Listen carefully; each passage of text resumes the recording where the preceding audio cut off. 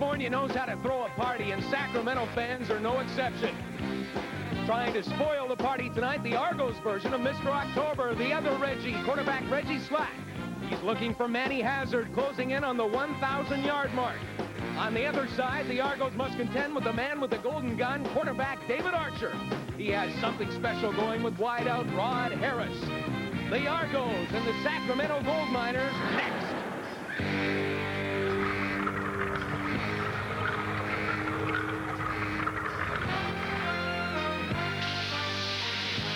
They've tried Dennis Meyer. And now Bob Obilovich. Tracy Ham has had a chance. And so has Reggie Slack. It's been a season-long struggle for the Toronto Argonauts, no matter who coaches or quarterbacks this team. 1993 has been a year to forget for the Double Blue.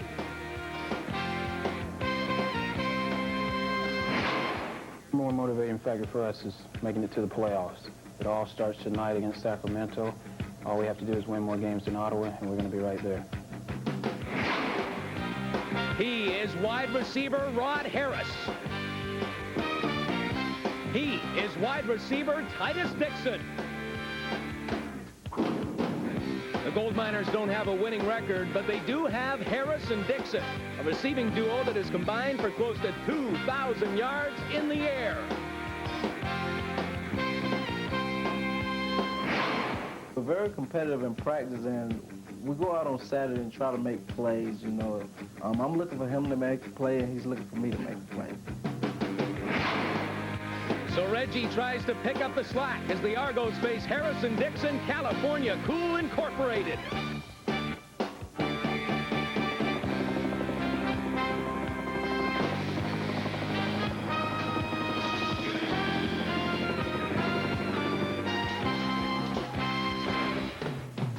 The CFL live on TSN is brought to you by Pepsi. Pepsi reminds you to be young, have fun, drink Pepsi.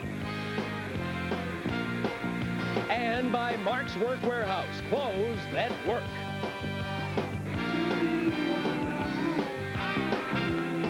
Well, what a difference a week makes. Last week we were in Winnipeg, the first chill of winter in the air, but tonight we are in Sacramento, 25 degrees. Yes, I can tell you it's a lot more comfortable on the sidelines here in California. Hi, everybody. I'm Mike Toles, and welcome to Sacramento. Well, the people here might not know too much about our cold Canadian winters, but they're not going to get a taste of the Canadian Football League playoffs either. The Sacramento Gold Miners have already been eliminated, but they do get a chance to play the spoilers role because John Wells, believe it or not, at 3-12, the Toronto Argonauts still have a shot at a postseason berth. Yes, Mike, one more last chance for the Argos. They have 3 games remaining. A win tonight will move them into 3rd spot ahead of the Ottawa Rough Riders in the race for the final playoff spot. It's a race neither team really seems to want to win. But the Argos, with games against Saskatchewan and Winnipeg after this, are in a must-win situation in Sacramento tonight. Well, John, you know, after 16 straight road losses for the Argonauts, you would have to think that maybe the law of averages is finally on their side. In fact, you have to go a long way back to see when they last won their game on the road. It was October of 1991 when they defeated the Hamilton Tiger Cats. Of course, that year, they, of course, went on to win the Grey Cup. But for the Toronto Argonauts tonight, as strange as it seems, they are 1 win away from grabbing 3rd place in the East and, of course, a playoff berth. And with the injury to Matt Dunnigan a week ago, it really has changed the playoff picture in the Eastern Conference. So the Argonauts in a very important game tonight. If they win this one, they have a chance to salvage a pretty dismal year. As strange as that may seem, from Sacramento, the CFL Live coming up. The Argos and the Gold Miners ready to explode.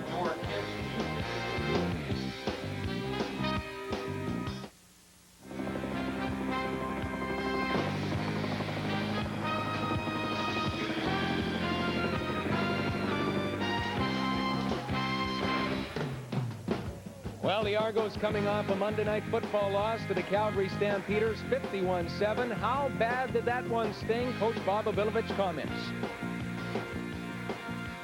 Well, it was just a game where we were real. It was a stinker for us. We didn't play well. There's areas that we've been really playing well in. Our kicking game wasn't good. Offensively, we didn't get some points early that we should have had and had some penalties called back. And despite our performance, I don't think we got too many breaks. And as a result, it was one of those nights. And Calgary's too good a football team to play that kind of a game against because they make you even look worse than you are. But I think the game showed me that when we're trying to rebuild this football team, that the speed factor on our team, when you compare it to the Calgary team, is something we have to improve on. And we've got some new players in the lineup tonight, and that's definitely a concern for the future, and we're looking to improve that. And some of these things can't be corrected overnight, but they're things that we're going to have to improve on to be a better football team.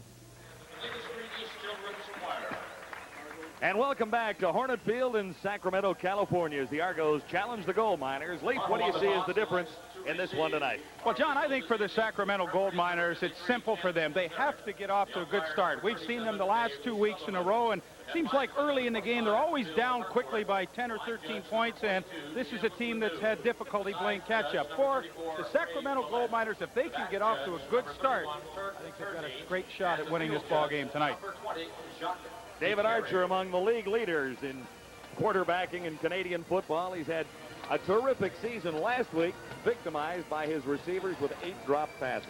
Yeah, it was a tough night for David Archer, and of course, you know, it's so frustrating for a quarterback. He had guys open, drop balls, and then of course, when he had opportunities to hit his receivers, he was a little off target, and it all culminates usually in a loss, which happened for Bob Obilovich.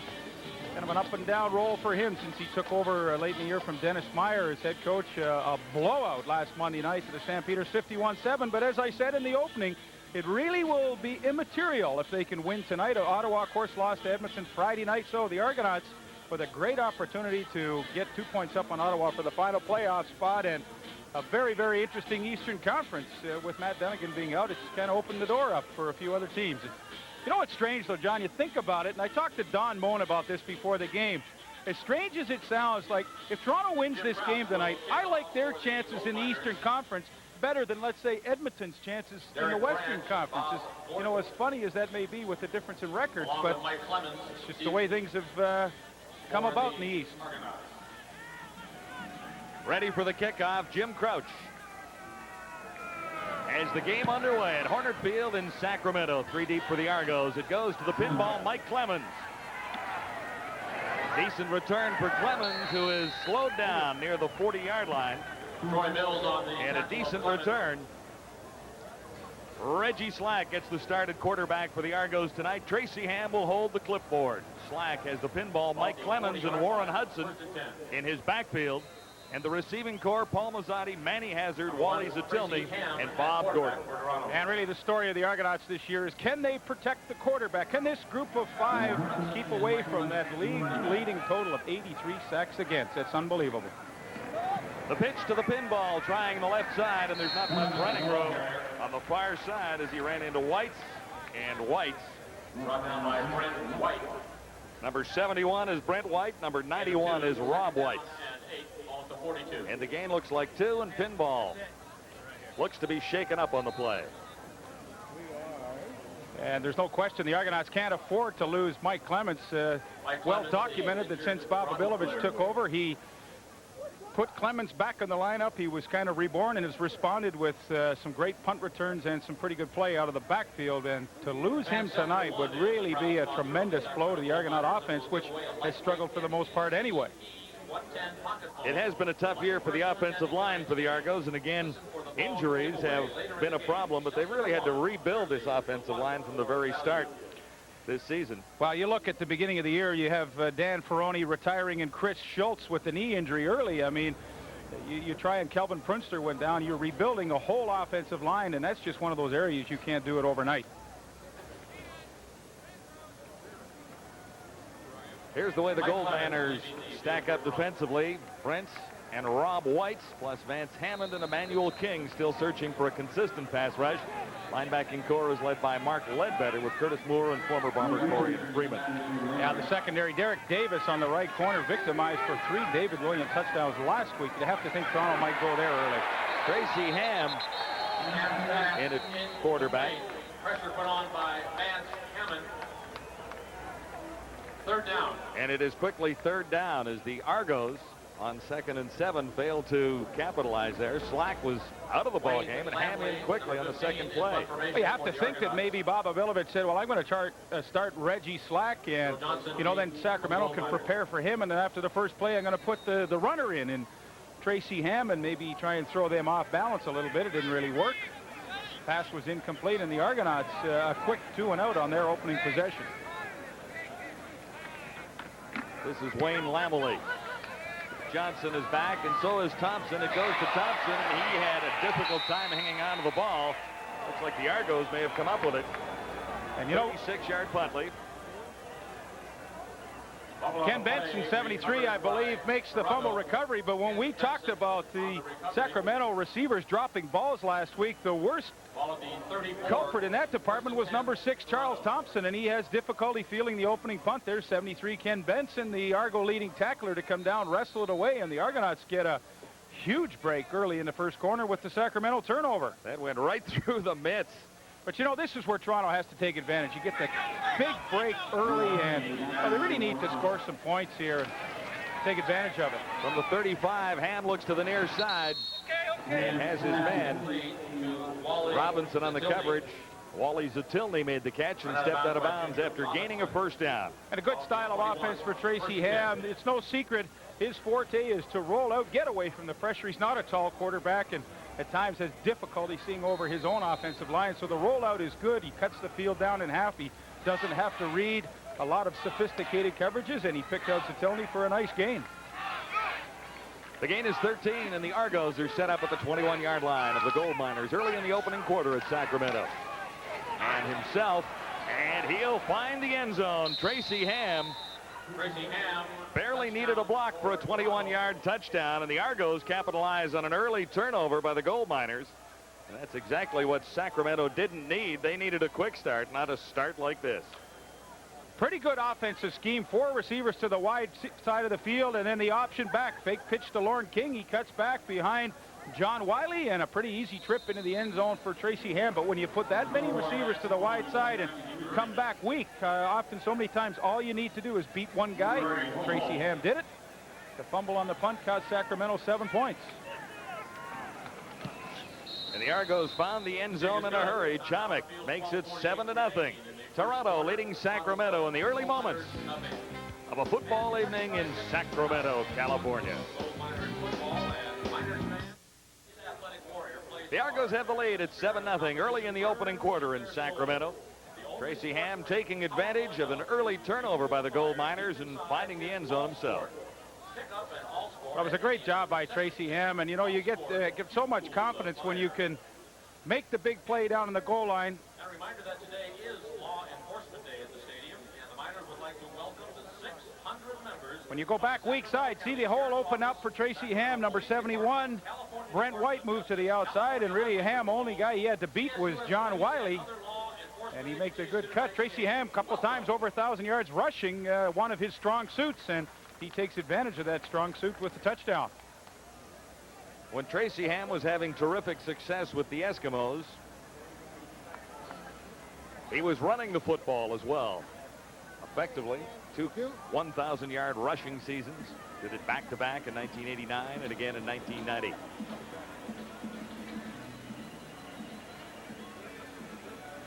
We wait the Argo kickoff. 12:48 to play in the opening quarter at Hornet Field in Sacramento. Number 4, Lance Roman will kick for Toronto. Dixon. And this is Johnson on the return for the Gold Miners out to about the 35-yard line, maybe a yard more than that. And leading the Argo tacklers, Lorne King, just 2 plays to cover 34 yards, less than a minute, and a 21-yard rush by Tracy Ham. And a catch by Wally Zatilny. They did it quickly and take advantage of it. For Toronto defensively tonight, I watched their game against Calgary last Monday night, and in my opinion, defensively, they just didn't hit anybody. It was like a pillow fight out there in that game. And tonight, I think what they have to try and do to Sacramento early is really try and make some solid hits and get everybody on that defense playing with a little more enthusiasm.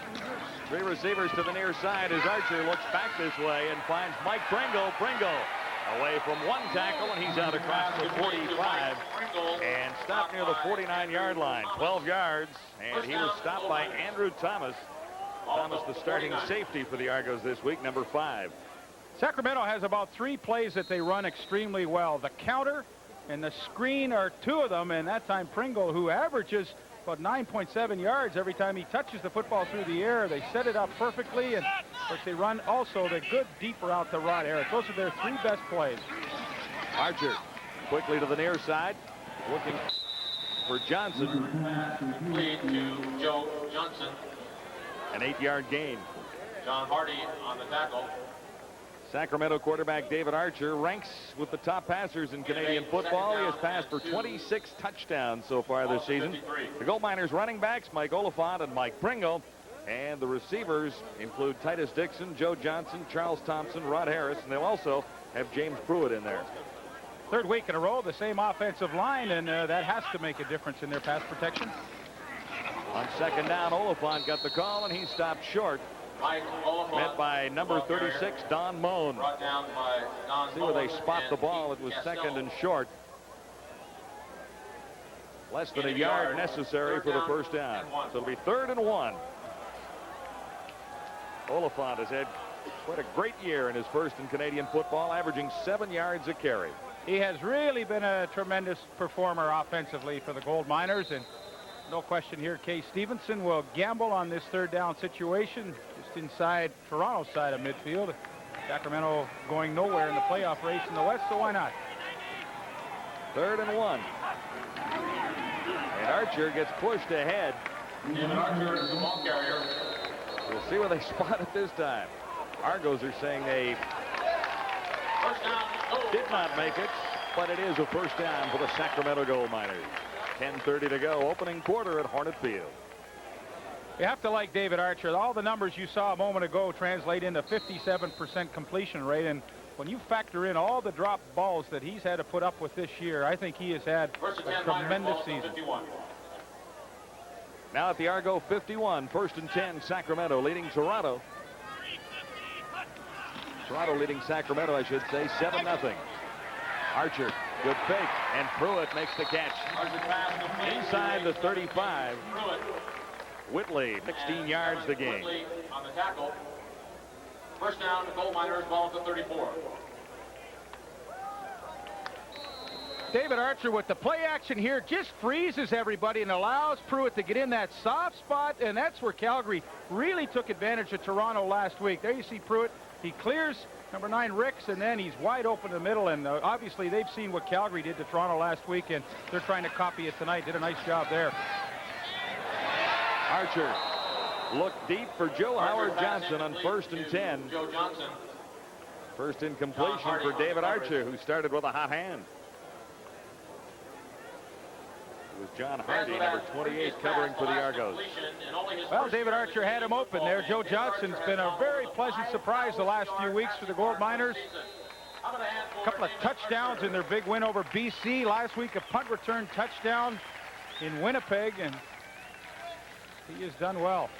Those are the numbers a week ago for Archer. It really wasn't his fault in that game. They should have been a lot better had his receivers hung on to some balls.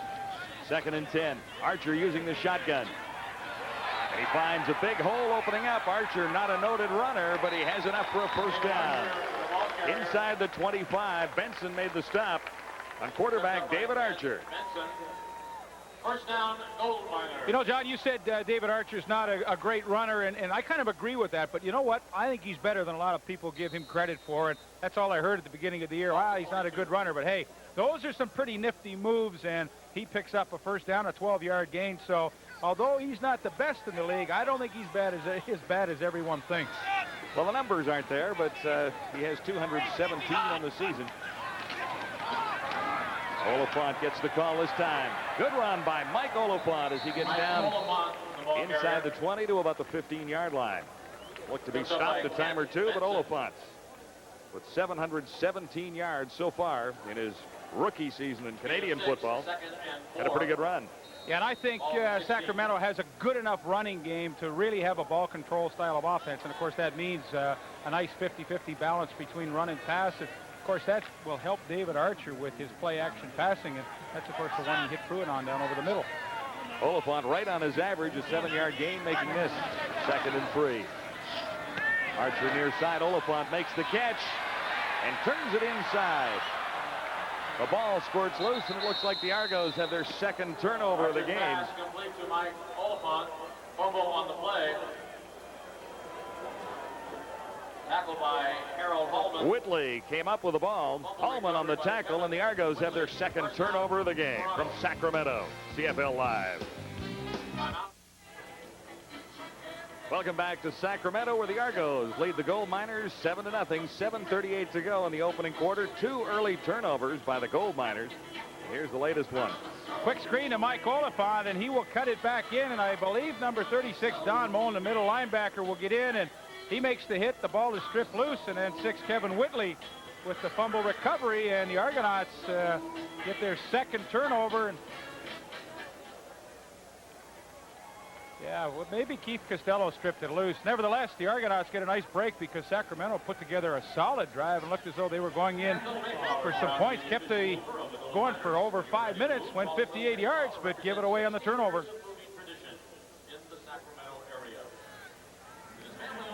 Tracy Ham at the controls for the Argos. He has the only touchdown of the game on a 21-yard run. Argos beginning near the 12-yard line. Ham under some pressure. Far side. No catch. Junior Robinson was covering on Paul Masati. Junior Robinson on the coverage. 2nd down. Hi, guys. Yeah, we've just been over at the Argos sidelines, and you'll notice that Pinball Clemens is back in the game. I spoke with Pinball. He just twisted his ankle slightly, and you're wondering about Reggie Slack and him going out of the ball game and Tracy Ham going in. Not an injury situation, as you guys alluded to, simply a strategy move. Yeah, kind of an interesting ploy. Let Sacramento think all week that they're going to face not as mobile a quarterback as Tracy Ham, and then give a little quick, fast one right off the bat. It paid off on their opening drive. 2nd and 10. Ham elects to run again, and he's finally dragged down near the 30-yard line. It'll be enough for a first down as the safety, John Wiley, got over to bring down Tracy Ham. And that is a designed play. He ran that exceptionally well with the Edmonton Eskimos. It's the quarterback counter, and he will take 3 steps back, and then he has some linemen out in front, Chris Green and Kari Lirenko from the right side, and you see the big boys coming through leading for him. There's 68 Lirenko and 61 Chris Green, and Tracy Ham already in the first quarter has done a nice job running the football, and it's no secret. He is so much more effective when he decides that he will run with it. He's kind of stubborn, though. Sometimes he won't do it. Tonight looks like he will. Picked up 17, making this first down, and another first down. Complete to Andres Murray. Brought down by Jason. Andrew Murray making the catch, number 86. And it'll be another Argo first down. 14 yards the pickup. So Ham has the Argos moving and in the lead. Good to see Andrew Murray getting a chance to play. You know, Sacramento is about a 50-50 zone man team, and against the zone, Andrew Murray at 6'3", and his experience is a good guy to have in there, and he can find the holes, and he's a good target for a smaller quarterback like Ham to find. Markers are down.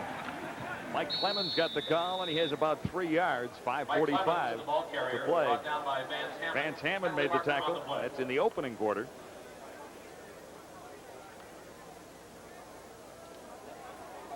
Watch Pinball Clemens come right into your living room on the counter again. Toronto obviously feeling that they can trap the defensive line of the Sacramento Gold Miners with some influence plays where they bring the linemen upfield and then trap them.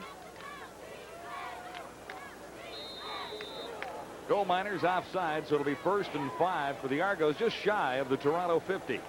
Offside Gold Miners by Brad Finley, 1st and 5.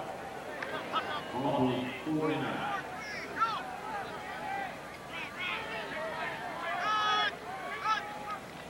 Shotgun for Tracy Ham. And he has another first down right on the money for Bob Gordon, number 84. Gordon playing his 5th game with the Argos. 8 yards the gain.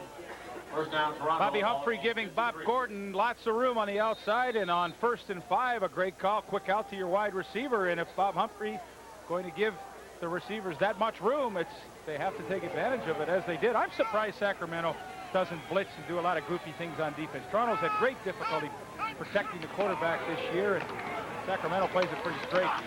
Not much for pinball. Clemens trying the right side that time. He's across the 50 and met there by Mark Ledbetter. Well, John, to take that point one step further, I think Sacramento at this time of the year, they are not playoff bound, so this is a tremendous opportunity for them to experiment with some defenses and really experiment with the nuances of the Canadian game. And I think, especially to take a guy like Ledbetter there and blitz him more. You see Sacramento, what they have allowed sacks. Toronto with 83. Boy, I'd be coming at them with everything. Sacramento has not had a terrific year sacking the quarterback. Only 23 sacks as the pinball. Or rather, offside Bobby Gordon on the play. Penalty marker on the play.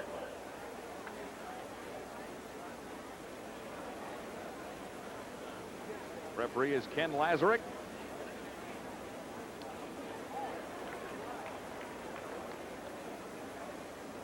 Hey, John, all the players tonight said, nice to get on a grass field. Nice soft landing tonight. I was talking to Wally Sattelny. I said, Wally, you may even throw a block. Hey, here's Bobby Gordon down here, and you'll see he jumps the gun just enough that he causes the offside penalty.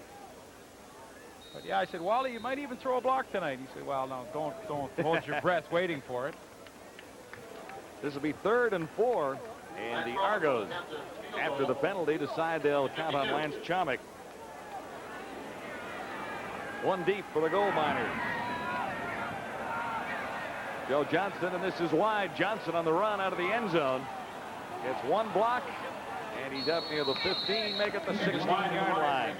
So the Argos come up short on that drive. It remains 7-0. Toronto leading Sacramento. And from Sacramento, CFL Live.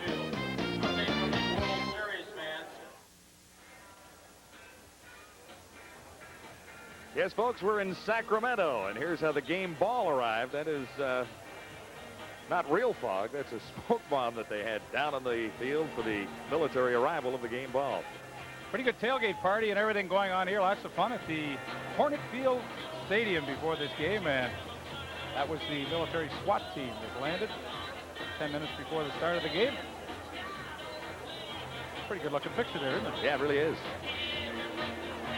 Now, when they came out of there with the rifles, you were ducking, weren't you? Well, yeah, you said the SWAT team. I didn't see that there's any danger around, but they were looking like they were prepared for anything. 3:58 to go in the opening quarter. Gold Miners ball at the 17. The Argos have the lead at 7-0.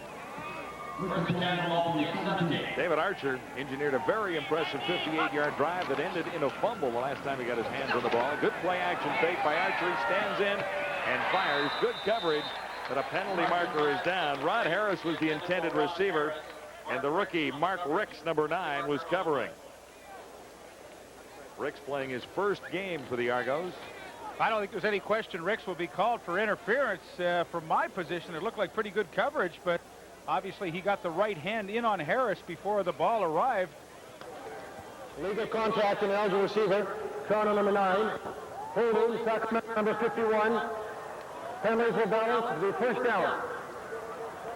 So they're offsetting, and they'll play it all over again. It'll be 1st and 10 one more time from the 17 of the Gold Miners. Play action fakes for David Archer working nicely, though. It's freezing the entire linebacking core of the Argonaut defense, and then when he's looking over the middle, Archer's got plenty of room for his receivers to work into. This time the pitch to Oliphant, and he is met squarely by number 73, Ken Benson, who leads the Argos in tackles, and no gain there whatsoever. Gain of 1, 2nd and 9. Well, he's been their best player on defense this year. I don't think there's any question about that. And shows you the range right there, the mobility to get to the outside and make the play from a long way away. And Mike Pringle, Mike Oliphant, who's having a terrific year, is a tough guy to bring down, but Ken Benson did it easily. They spot the Gold Miners for a gain of 1. 2nd and 9. Archer has a man open. It's Dixon. He was covered by Reggie Pleasant, and Archer couldn't get to Titus Dixon that time. Well, you get a few opportunities during a game where it dictates that you go for the home run, and that was one of them for David Archer. Middle safety Andrew Thomas was long gone, and there was a lot of room for Titus Dixon to maneuver into, but David Archer just couldn't get the ball into him. He's missed a couple of long ones early in the game that maybe could have been completed. Here's Pete Gardier standing back at his own 2-yard line. 2:46 to go in the opening quarter in Sacramento.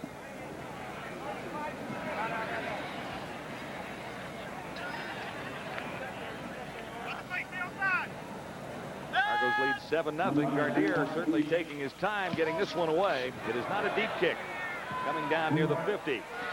Gordon on the return. That's number 84, Bob Gordon. And the Argos come away with great field position after a 7-yard return and only a 32-yard punt. A good job by Bob Gordon to not let the ball hit the ground and then just straight upfield get whatever you can and give Tracy Ham some superb field position with which to work. And the Toronto Argonauts, as they look at their remaining 3 games, I know you talked about it, John, in the opening.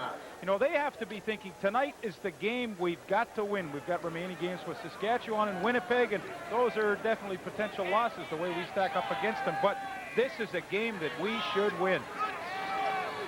First down for Tracy Ham. To his left, looking to the far side. Zatilny, number 80, was the closest Argo receiver. Tracy Ham at the controls for the Argos, although Reggie Slack was listed as the starter and did go in for 1 play. Well, heck, Reggie Slack didn't even practice all week. He had bad ribs, and maybe not surprising that Tracy Ham starts today. I had a long chat with Reggie Slack before the game. He kept the secret pretty well. He didn't tell me that he wasn't going to start, so a little trickery tonight in the opening lineups for Toronto Argonauts and Bob Obilovich. Ham over the middle. Tight coverage that time by Jason Wallace. Zatilny was the intended receiver, so Zatilny gets 2 in a row fired his way. The first one well off the mark, and that one was a little closer to the target.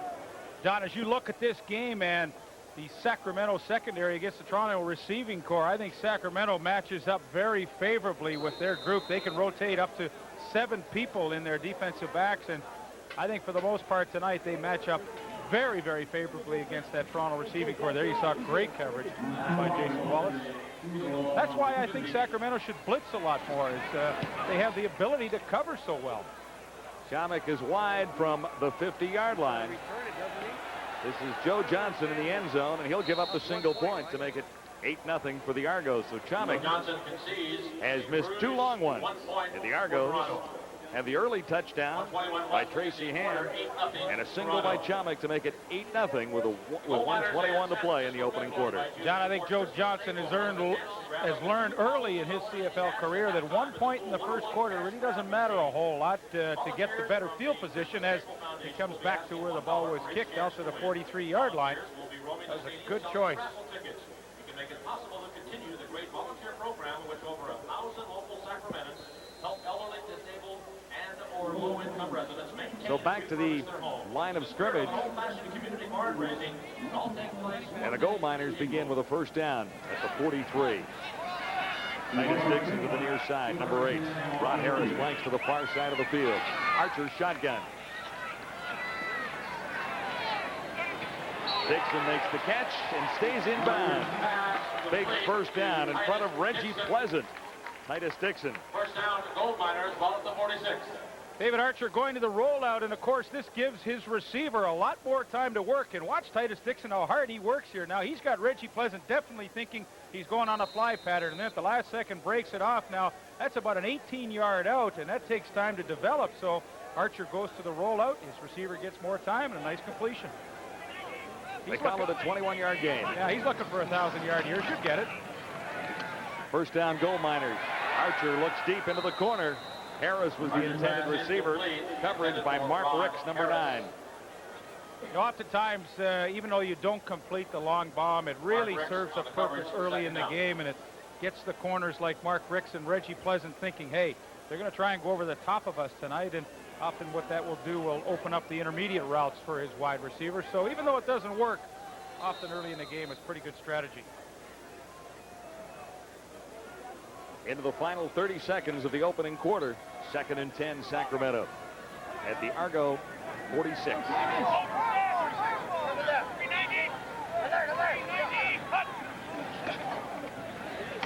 Archer shotgun.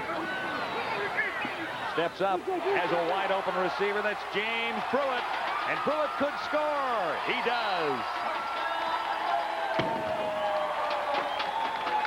Big play, Sacramento. Andrew Thomas was the closest Argo tackler, a 46-yard strike from David Archer to James Pruitt.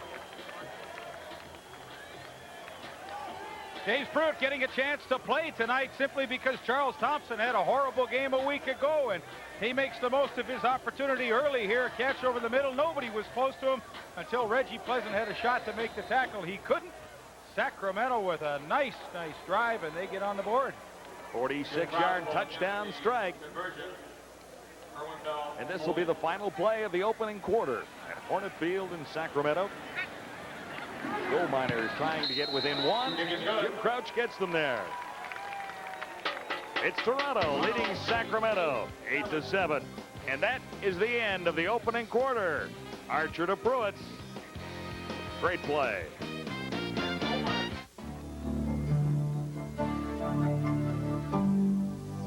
This sports update is brought to you by Speedy Auto Glass. Don't take a chance. Take your auto glass repairs and replacement to Speedy Auto Glass. Hi, everyone, and welcome to TSN Control. I'm Gino Retta. Boy, if things turned around in a big hurry at the Skydome of Toronto. Game 6 World Series, Jays and the Phillies. Jays actually led in this ball game by a score of 5-1. But the Phillies have come back with a vengeance. Paul Mahler did a lot of the offensive damage for the Jays early in the game, but in the top of the 7th, the Phillies fight back. Lenny Dykstra crushes this 3-run shot to right field.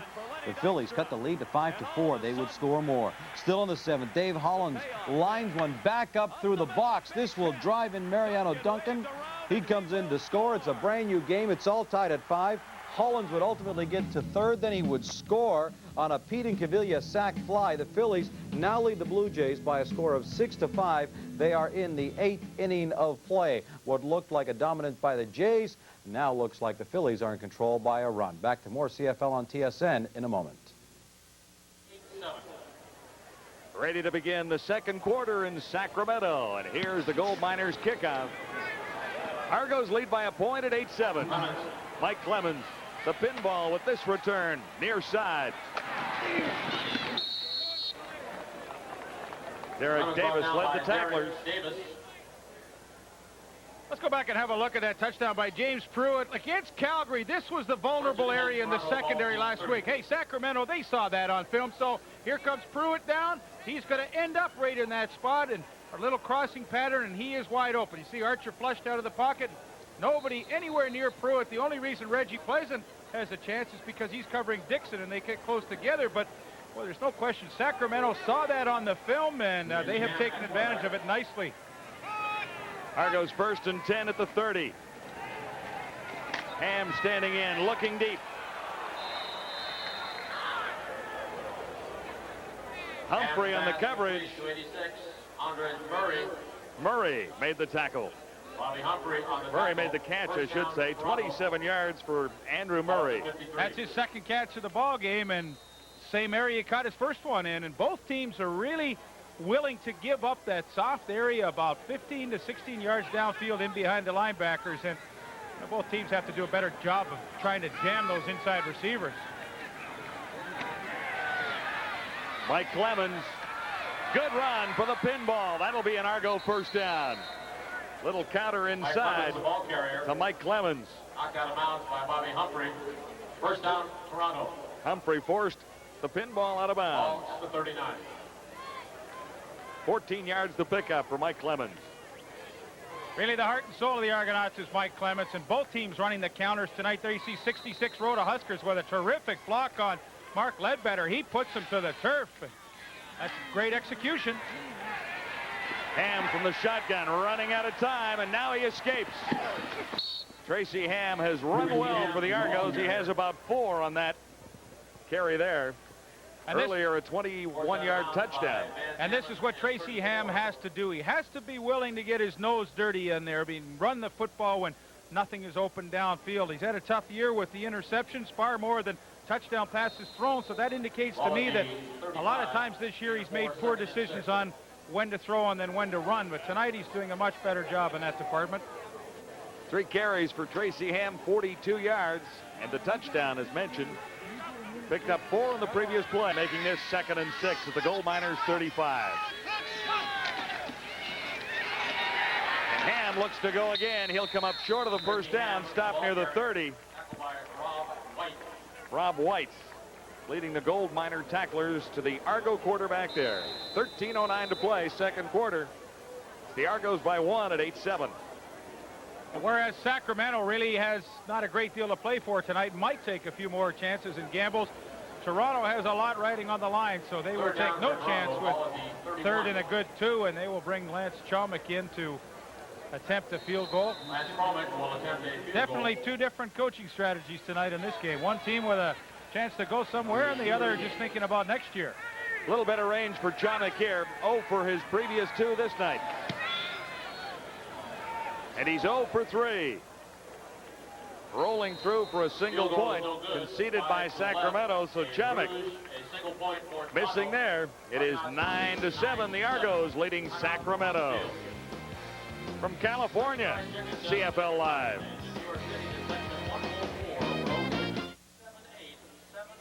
This must have been some kind of football game at Taylor Field this afternoon. The Rough Riders 48, the Stampeders 45. It came down to the last play, and look at the numbers on the quarterbacks. Austin for 546 and Flutie 542. Wow, it sounds like it was just a heck of a game. Saskatchewan obviously needed the win badly, and Ray Elgard became the all-time leading receiver in Canadian Football League history with his 10 catches this afternoon, so our congratulations to him if he's tuning in tonight. He has had an unbelievable career, but 2 quarterbacks over 500 yards in one game. Is that any good? That is quite amazing. Ray Elgard now 11,186 yards in his CFL career. Some kind of career, Ray. Congrats from all of us. First and 10, goal miners, ball to 35.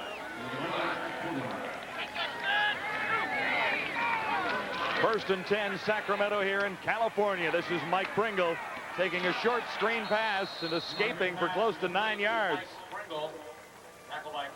Benson made the tackle.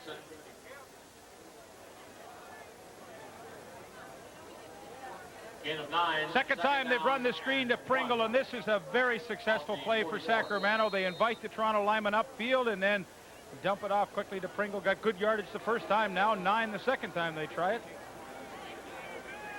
2nd and 1 with 12:13 to go till halftime. The Argos leading by 2. Archer himself, and that should be enough for a gold miner first down. No, it's interesting how Archer uses his backs. He has 2 of them that can both catch the football. The numbers for Pringle are now up to 43 catches on the year, and for Mike Oliphant 41. So, you know, got over 80 balls caught by your running backs. I mean, that is tremendous production. First down, goal miner. It'll be a first down, Sacramento. David Archer with 1 touchdown pass tonight, 27 on the season. And Doug Flutie established a new CFL standard for touchdowns in 1 year with 42, breaking an old Peter List record set in 1967. Archer on first down. Oliphant actually slipped after he'd made it through the initial charge. Call a gain 4. Mike Campbell plugging up the hole. Ken Benson was also there. Benson coming into the game with 87 tackles. He's right up there with the league leader, Willie Pless. Off the 49.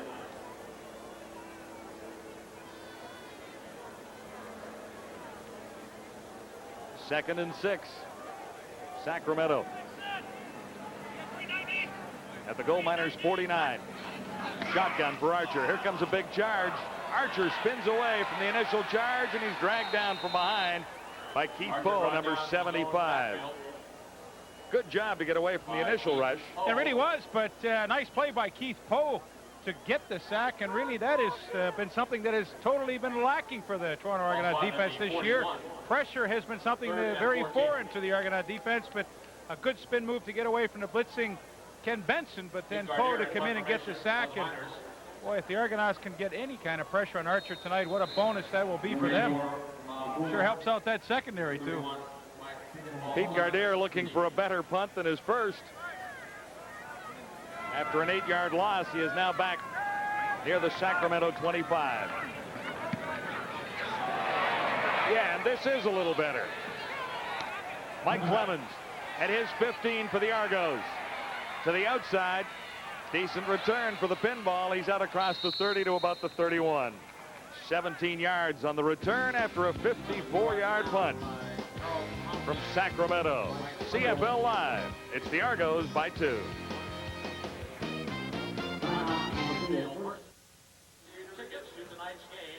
So what do you think, Leif? Is Kay Stevenson starting to have real fun coaching Canadian football? Well, I'm not sure if he's having real fun yet. I mean, it's certainly been an experience to try and adapt to all the new things that's been thrown at his team this year. And, of course, the decision-making that he has had to make. I think one of the frustrating things for Kay this year is the fact that, you know, offensively, and he's concerned with that area of the game more than anything else, the fact that he's had so many different players playing and so many injuries that the 20-second clock has really hurt his offense. And what I mean by that is they can't go up and change plays at the line of scrimmage because they just don't have the time to do it. They can't run what we call check with me at the line of scrimmage, where you don't call a play. You go up to the line and call it on the line and take advantage of what the defense might be. His team can't do it because the players need that time from the huddle to the line of scrimmage to think about what they're going to do. Yeah, exactly what David Archer was talking about yesterday. Here's Tracy Ham away from one. Ham to the near side. Manny Hazard, the intended receiver, looked catchable. Junior Robinson was covering. Hazard had an opportunity at that ball. I think he did, but on the other hand, too, a pretty good coverage on Hazard. And Tracy Ham, I think you'll see here, had plenty of room to run. He eludes the rush right there. And now look at that. I mean, he could have run for 10 yards, and there is decent coverage. Well, not that tight on Hazard, but, you know, that's one of those decisions that Ham needs to make. You know, he could have had a first down running, but chose to throw. 2nd and 10. Argos from the 32. Ham standing in this time. Has a first down. Out near the 45. Zatilny made the catch. Coverage by number 24, Jason Wallace. And the Argos are on the move. Wally Zatilny brought down by Jason Wallace. First down. Good pattern by Wally Zatilny, too. He comes back to the quarterback, and when you're running a hook, you better do that and keep that separation. There you see it right there. Wallace couldn't get in and get the arm in to knock it loose. Nice pattern by Wally Zatilny. Good move by the Argonauts, getting him some playing time. Zatilny on the move to the near side this time. Ham pitching it out to the pinball, Mike Clemens, and that'll be a first down. The safety, John Wiley, up to make the tackle on Mike Clemens, far side of the field. The indication of a first down with 8:45 to go to halftime. Clemens picks up 12. There's Chris Stinneman out here, and he will break out, and as soon as he does, Tracy Hamble, little pitch on the option to Mike Clemens, and they really play a game with the last man on the line of scrimmage. If he stays with the quarterback and doesn't respect the back gets it. They execute it nicely and get some good yardage. Argos out at the 52. Clemens again, and he ran into a brick wall after picking up about 3. Emmanuel King, number 99, with a stop on Mike Clemens. 5 carries, 35 yards for Clemens so far. In a 4-second down and 6. Off the 49. Argos by 2 at 9-7. They give Clemens a gain of 4, making this 2nd and 6. Hazard couldn't hang on. Junior Robinson with a well-timed hit on Manny Hazard. Junior Robinson on the hit. 3rd down. You know, Manny Hazard had run a pretty good pattern, had come back to the quarterback, but Junior Robinson with some tremendous speed closed the gap, and what a hit he put on Hazard. Wayne Lamley kicking for the Argos. 6th starting assignment in relief of Hank Olisic.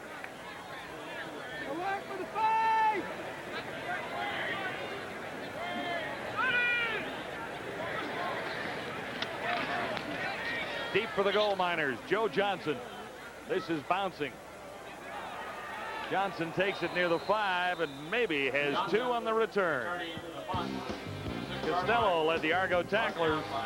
Timeout in Sacramento with the Argos leading 9-7. This is CFL Live. It's a race for the final playoff spot on the CFL East. Toronto and Ottawa even in wins. This is the Argos' game in hand tonight. And looking at the rest of the schedule, it doesn't look easy for the Argos, as we talked earlier, against Saskatchewan and Winnipeg. 2 games for Ottawa remaining. Winnipeg and Hamilton's a team that has really been hard to figure all season. So the Argos really need a win in this part tonight. Yeah, I think that's a fair assessment. This is a key game for them. I think of the 2 remaining games for each club after tonight, Ottawa has the softer schedule, having Hamilton on their schedule, but Bob Abilovich certainly knows how critical this game is, and you know, it's worth repeating. As strange as it may sound, with 4 wins, if they win tonight, they could be in the playoffs, and with Matt Dunnigan going out, who knows how the Winnipeg Blue Bombers are going to respond over the next few weeks, and then, of course, into the playoffs. So, anything can happen. David Archer having a 70% night passing. This time he chooses Mike Pringle, number 27. And solid defense by the Argos. The ball carrier. John, you know, you get crucial points in games where a defense really has an opportunity to turn a game around. Toronto Argonauts leading the Sacramento Gold Miners 9-7, and they've got them backed up, and the defense could really do the offense a huge favor here if they can hold Sacramento. Keith Costello, super play on the hit on Pringle, but there's a few instances in a game where the defense can turn it around. This is one of them. That limited the gain to a yard. This is 2nd and 9, and Archer gets heat. Firing out near the 30-yard line for James Pruitt.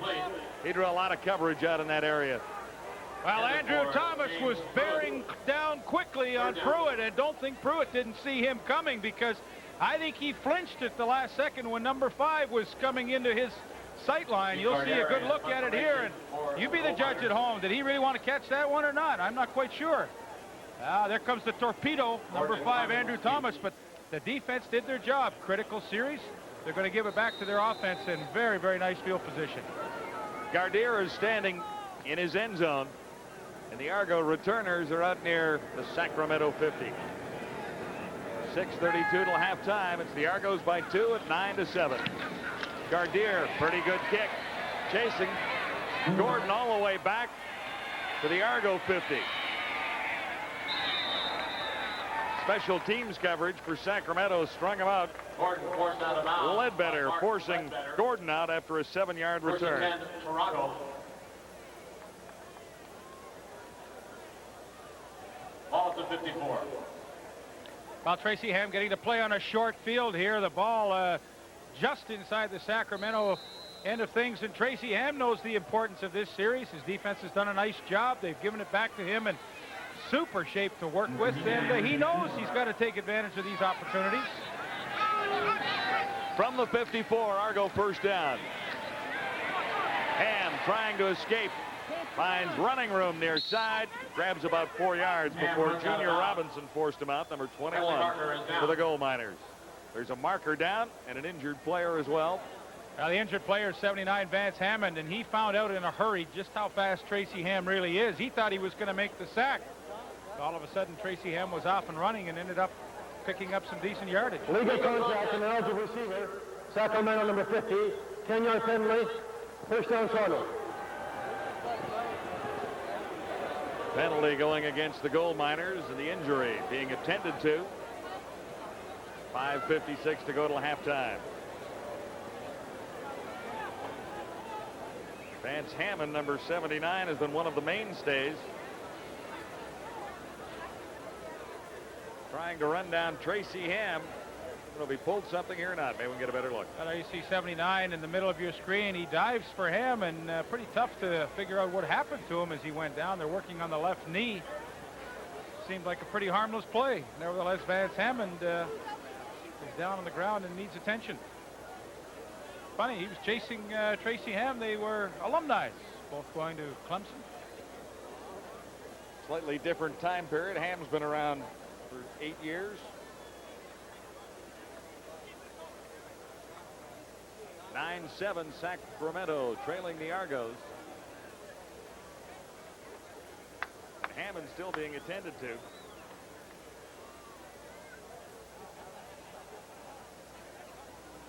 Now, one more time, have another look, and there you see that's Vance Hammond right there going down, and Injured minor player number 79, tough to figure what happened.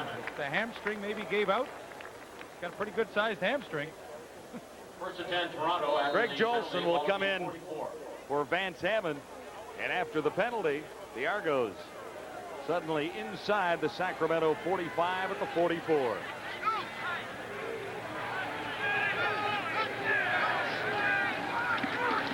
Ham looks to throw in a hurry. For Mazzotti, he stretches out and makes the catch. Paul Mazzotti, number 88. Number 88, Paul Mazzotti. Derek Davis got to make the tackle, but this was tough to cover. 33 for Mazzotti. And Tracy Ham threw it into the middle that was vacated by John Wiley. And you watch Paul Mazzotti adjust to the football here. All of a sudden, at the last second, moves in and dives for it. And it's a terrific job by Mazzotti. And Tracy Ham, to his credit, put it in a very, very nice spot just over number 7, John Wiley, and a place where Mazzotti could go and get it. That sets the Argos up at the 11-yard line. First down. Ham for Clemens. Touchdown. A very impressive drive for the Argos. An 11-yard touchdown strike from Tracy Ham to Mike Clemens. Argonauts lead. Third touchdown receiving for Clemens on the season.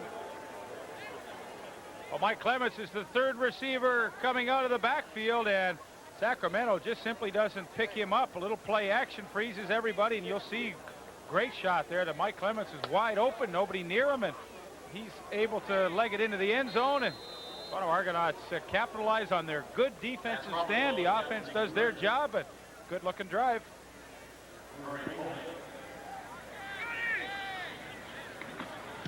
The convert is good, and the Argos add to their total. 16-7, Toronto leading Sacramento. Mike Clemens has one touchdown. Tracy Ham had one earlier.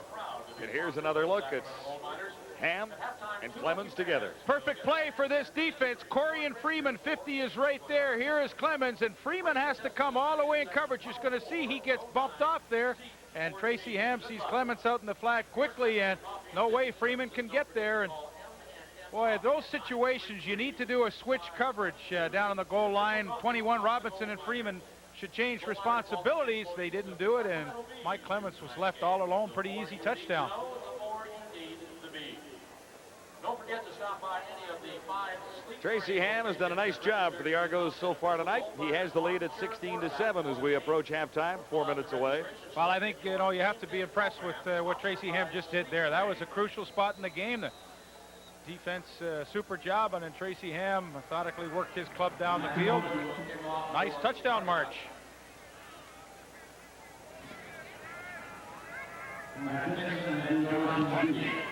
Too deep for Sacramento. This is Titus Dixon, far side of the field. Ball came loose, and the Argos have another turnover. That's 3 on the night, and a couple on kick returns. Tough night for Kay Stevenson. He's had a few tough nights this year, but for the Toronto Argonauts, this is a great chance for them to really take someone and bury them. Here they get the turnover after scoring a touchdown, and for Bob Obilovich and his crew, this is a chance to put a team away.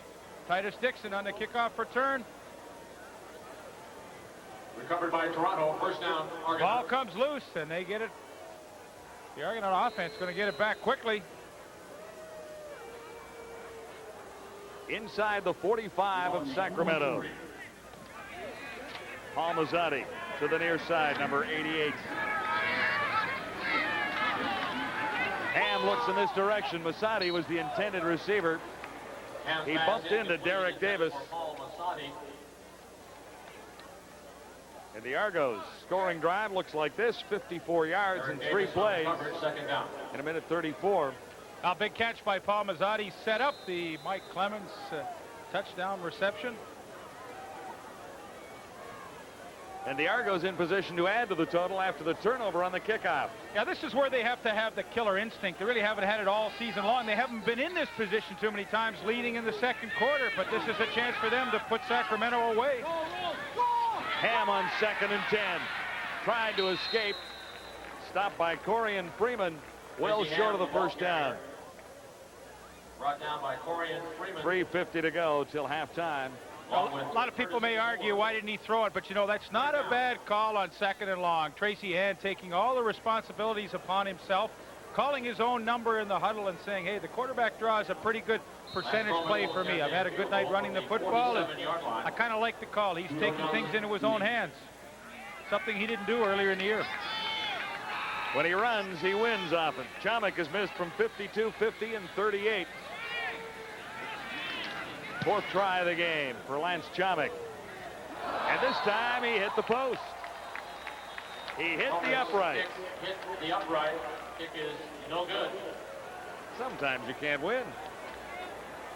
Fans 55-yard line apparel is a proud sponsor of the I don't know, out in the warm-up, he was kicking with sunglasses on, and maybe that affected the depth perception for the night. Who knows? It's a tough break here, though, hitting the left goalpost. Bling. Yeah, like that was dead on. Nothing for that. 16-7 the score remains. So after that turnover, the Gold Miners don't give up a single point. First turnover cost them a very quick touchdown. Tracy Ham scoring from 21 yards out.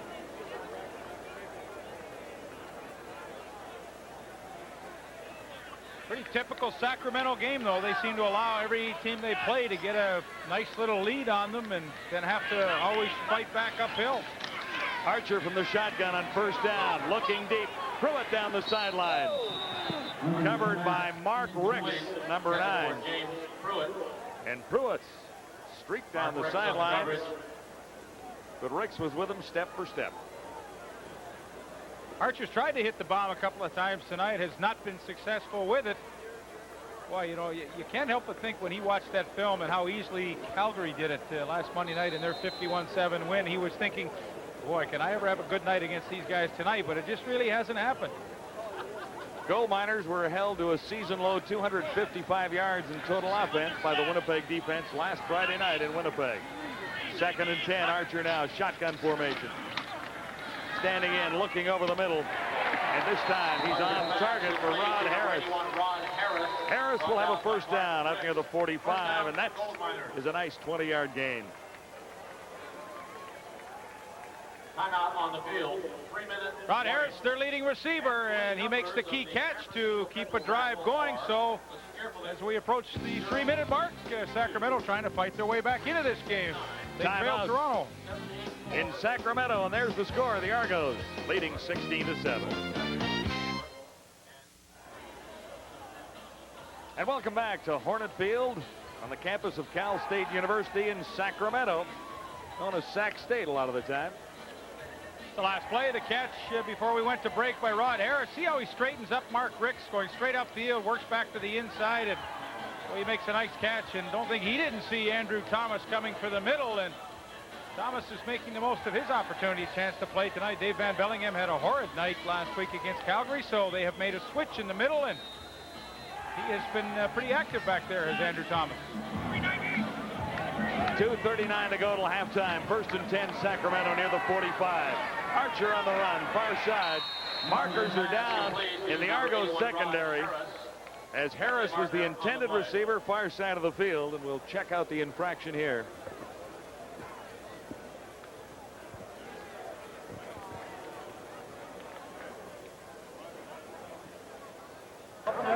Legal contact now.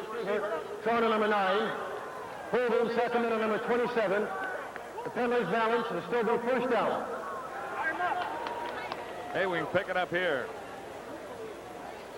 Well, that's the illegal contact. That's a pretty easy one to call.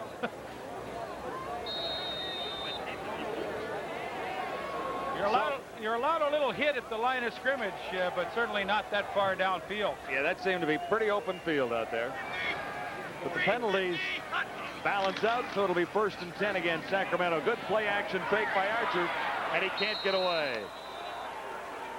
Couldn't get it away with Harold Hallman charging in, number 70.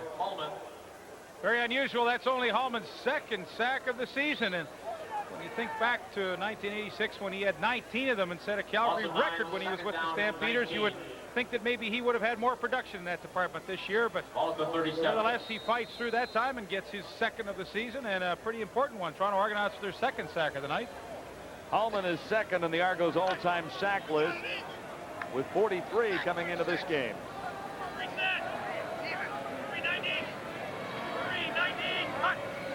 2nd and 18. Archer in trouble again. Back to the line of scrimmage and on target. That was Parker, number 86. Carl Parker. Archer's pass complete to Joe Johnson. Sorry, Joe Johnson, number 89. First down to Gold Miners. And enough for the first down. They needed 18, and they got 18. Fine pattern by Johnson. Yeah, he's been fighting a hamstring problem that occurred in the game in Winnipeg last week, and he came a long way across the field, and it was only the ability of Archer to avoid the rush right there of Holman and break that tackle and allow himself some extra time to find Joe Johnson, who has been a very pleasant surprise since he has come to Sacramento, and this is 6th game of the season for them. This time Titus Dixon to the near side. Johnson goes to the far side of the field. 2 minutes exactly on the clock. First down, Sacramento. Archer has that one batted down at the line. Archer's pass incomplete. Keith Poe, number 75. Pass knocked down by Keith Poe. Well, it's a technique that defensive linemen don't often use and maybe should use more, and that is if you can't get to the quarterback, do the next best thing and get those arms up in the air and try and bat that ball down. Keith Poe did it.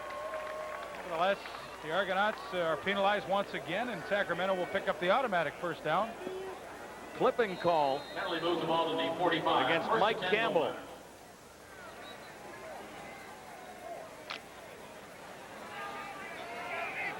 So it was a legal block is what they were looking at.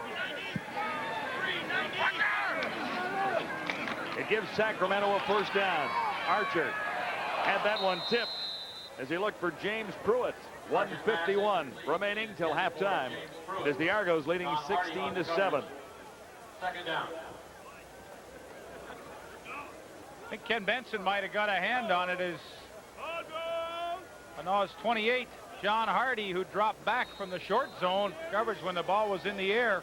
It's the illusion of the zone. Sometimes you think a receiver is open, but as soon as he goes into a territory, somebody is there waiting for him, and that was the case. John Hardy with the tip. 2nd and 10, Sacramento. Spotted at the Argo 45. Archer fakes to the far side and then comes back on target for Johnson. Big first down, Sacramento inside the 20. Joe Johnson with a couple of big catches on this drive. 28 yards on that play and a minute 42 to a half.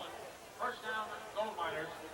Joe Johnson's been the big play guy for the Sacramento Gold Miners the last few weeks, and here a nice little post corner move on 28. John Hardy, and the Sacramento Gold Miners are on the move, and what a big confidence booster would be for them if they can put a score in here before the second quarter comes to a close. Carl Parker and Titus Dixon out to the wide side of the field. 1st and 10. Here's Archer.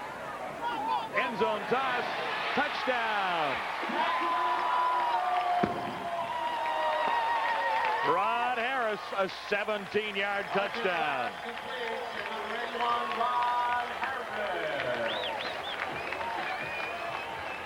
6 touchdowns coming into the game for Rod Harris. This is another pretty one. And a spectacular drive by David Archer. Play action once again. It's been very effective for them. And then Rod Harris will simply outfight Mark Ricks for the football, and he comes up with the touchdown. That's a heck of a play.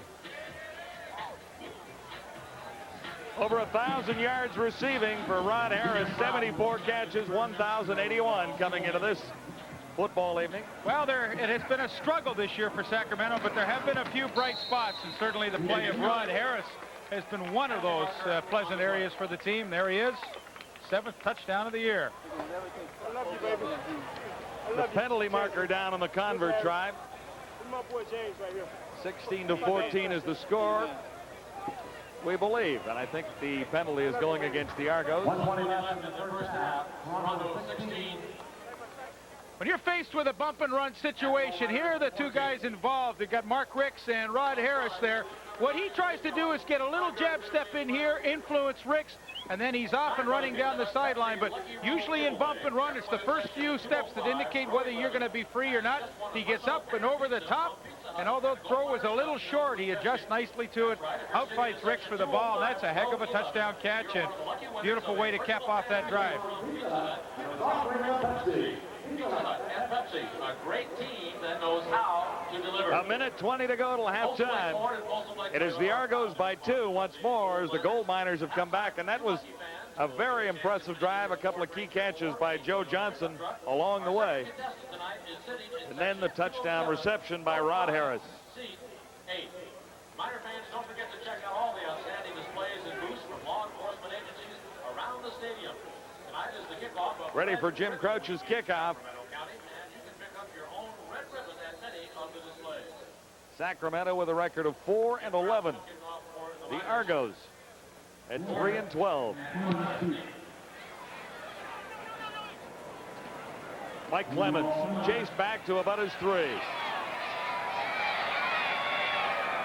Clemens got away from the first wave. He's still going. Fine return for Mike Clemens, and there's lots of time for the Argos. Clemens forced out of bounds by 1:09 to go. Well, I think the catch of Rod Harris is worth one more look. Look how he fights free, gets over the top, and it's a nice adjustment to the football and great concentration. You know, Ricks had the hand up in there, but Harris was able to hang on. Good drive, 8 plays, 85 yards at a time of 2:19. And Harris makes his 7th touchdown reception of the season. Argos out near the 45, first down.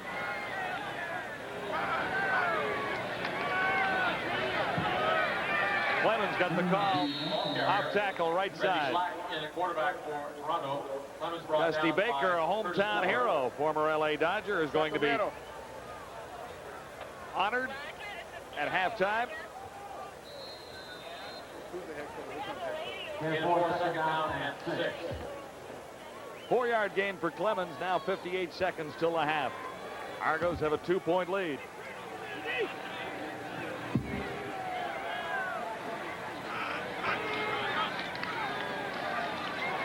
Now it's Slacken at quarterback, and he's picked off. Walter Bailey. With 38 seconds on the clock, Bailey has a return inside the Argo 45.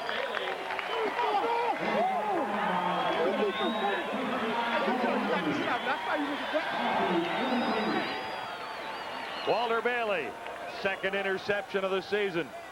Reggie Slack, who has come into the ball game, is picked off quickly. Walter Bailey comes in as the nickelback in the Sacramento scheme of things and steps in front with a terrific interception. So the Gold Miners, who have just scored on the Harris touchdown, now have a great opportunity to take the lead with 38 seconds remaining in the half.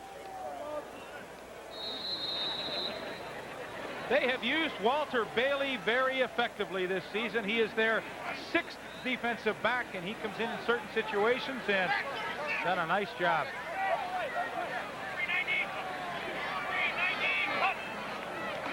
Sacramento first down. Archer standing in, looking for the home run toss to Titus Dixon.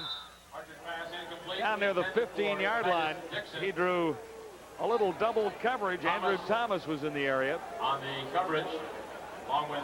Well, Mark Ricks, the corner, knows he's got help to the inside, so what he wants Dixon to do is funnel him into the middle where he knows that Thomas is coming, and even though Ricks will get in front and make the knockdown here, that's a good defensive play to know where you're going to get some help. 31 seconds till the half. 2nd and 10, Sacramento. Ball is at the Argo 43 after the interception by Bailey. Archer over the middle, and he has his man. Johnson, number 89, down to the 21 with 25 seconds to go. First down, Gold Miners. Ball at the nice 22-yard gain, Lee. Terrific reception by Joe Johnson. He is making the big plays for this Sacramento offense.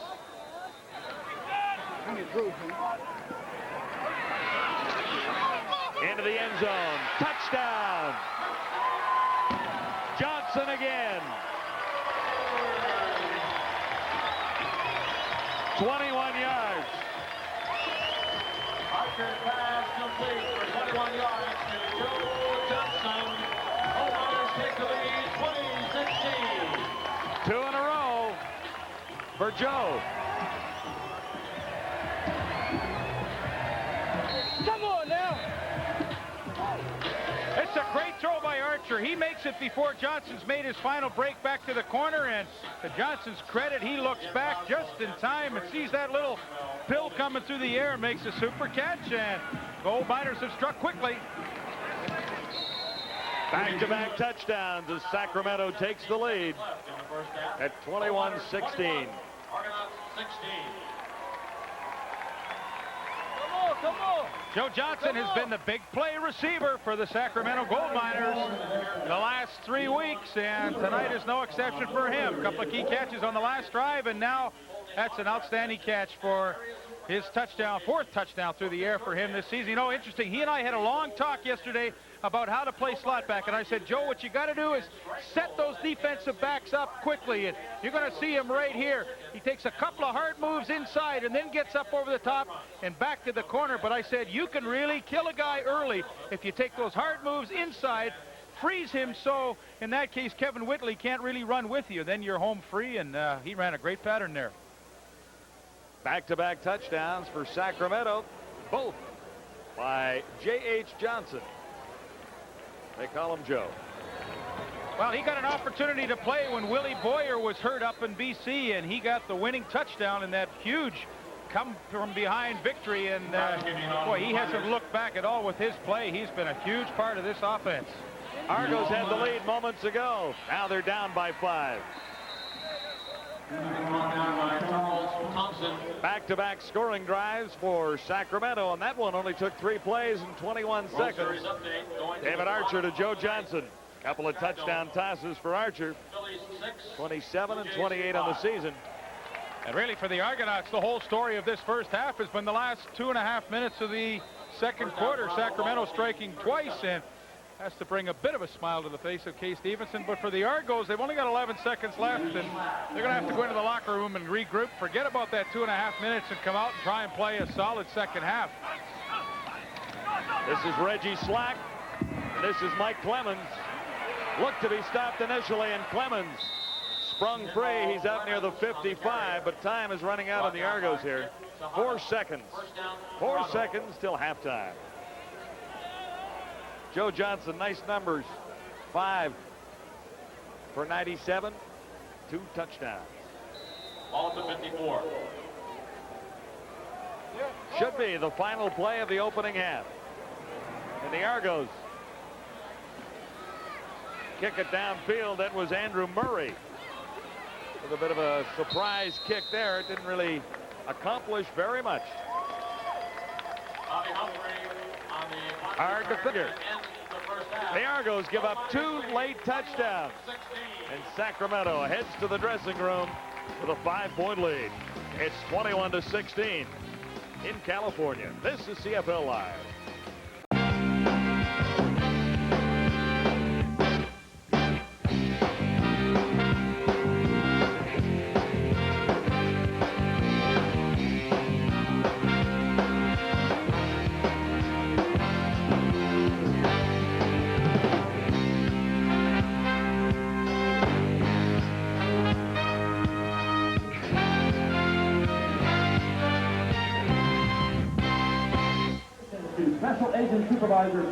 We are at halftime at Hornet Field in Sacramento. The Gold Miners in front of Toronto, 21-16.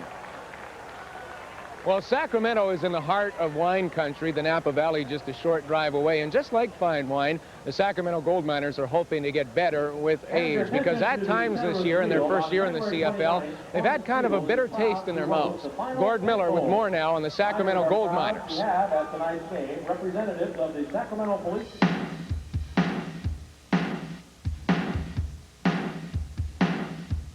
This is a great game for fans. There's something happening all the time.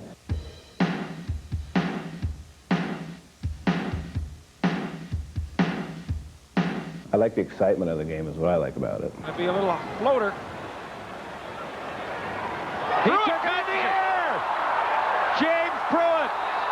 The first season of Canadian football south of the border has been memorable for the Sacramento Gold Miners. Some CFL observers thought the Miners would dominate the league with their All-American roster. But the Sacramento players have gained respect for the Canadian game and its players. Well, I think it's a good league. You know, I mean, there's a lot of good talent up here, a lot of people that have been in the NFL for a long time, and and come up here, and a lot of people that have been in this league for a long time. You know, I've really been impressed with the players. This team speed, I think the overall team speed is better here than it is in the NFL. I feel like this league is a very competitive league. I didn't think it was that competitive at first, but as I got into it, you know, it was guys that have been where I've been, and they know how to play the game. And it's a little bit different.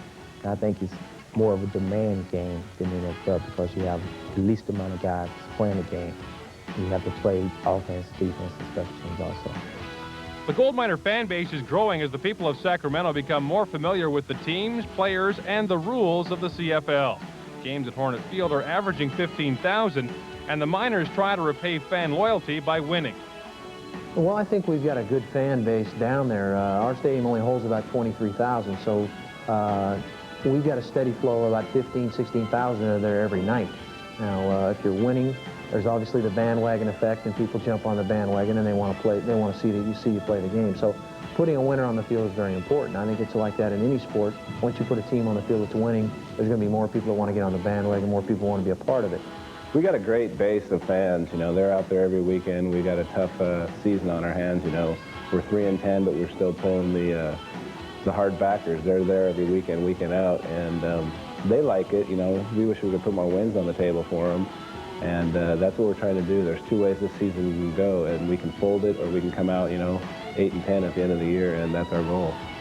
In 1994, Las Vegas will become the second American team in the CFL. The gold miners have endured their share of growing pains this season and can offer the Vegas team some sound advice.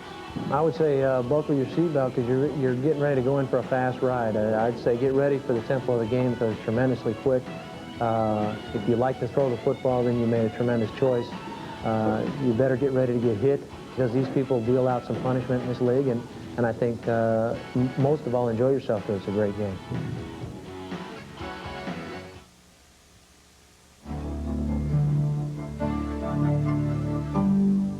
This sports update is brought to you by Subway, the place where fresh is the taste. And welcome back to TSN Control, everyone. I'm Gino Retta. What a game down at the Sky Dome. Game 6 of the World Series. Blue Jays went in, leading 3-2, a victory away from their second consecutive World Series title. And they started off well. The Blue Jays actually led by a score of 3-0 in the first, but the Phillies mount the big comeback. In the top of the 7th, Lenny Dykstra's 3-run shot, and suddenly the Phillies are just a 1-run down, 5-4. Still in the 7th inning, Dave Hollins at the plate, base runner on second, lines one back up through the box on Danny Cox. Mariano Duncan comes in to score. It's a brand new ball game. It's all tied at 5. Still in the 7th, Hollins now on third. Pete Cavilla lifts a fly ball to center field to Devon White, makes the catch. Hollins comes in to score the go-ahead run. That made it 6-5, and that's the score right now. Philadelphia leads 6-5, and there's a man on first. Quick break, and we'll send you back to Sacramento.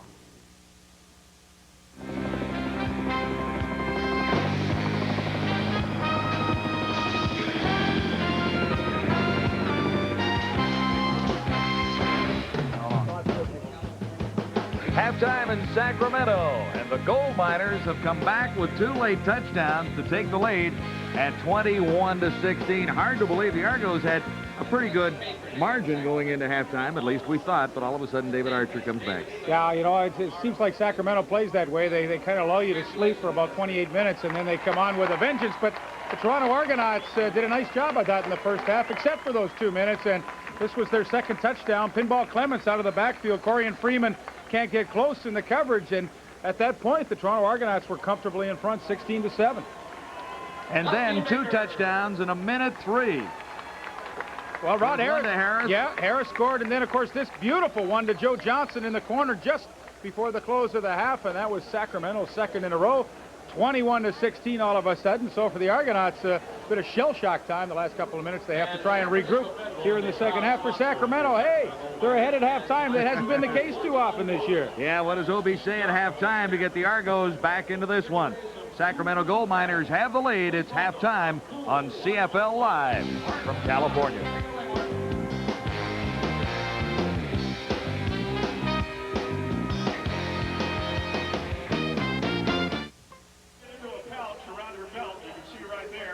Halftime continues at Hornet Field in Sacramento, where the gold miners have come back to take a 5-point lead on the Argos at 21-16. She has David Archer with 3 touchdowns in the opening half, 2 in a minute and 3 seconds. And that is enough for the margin of victory as it stands right now.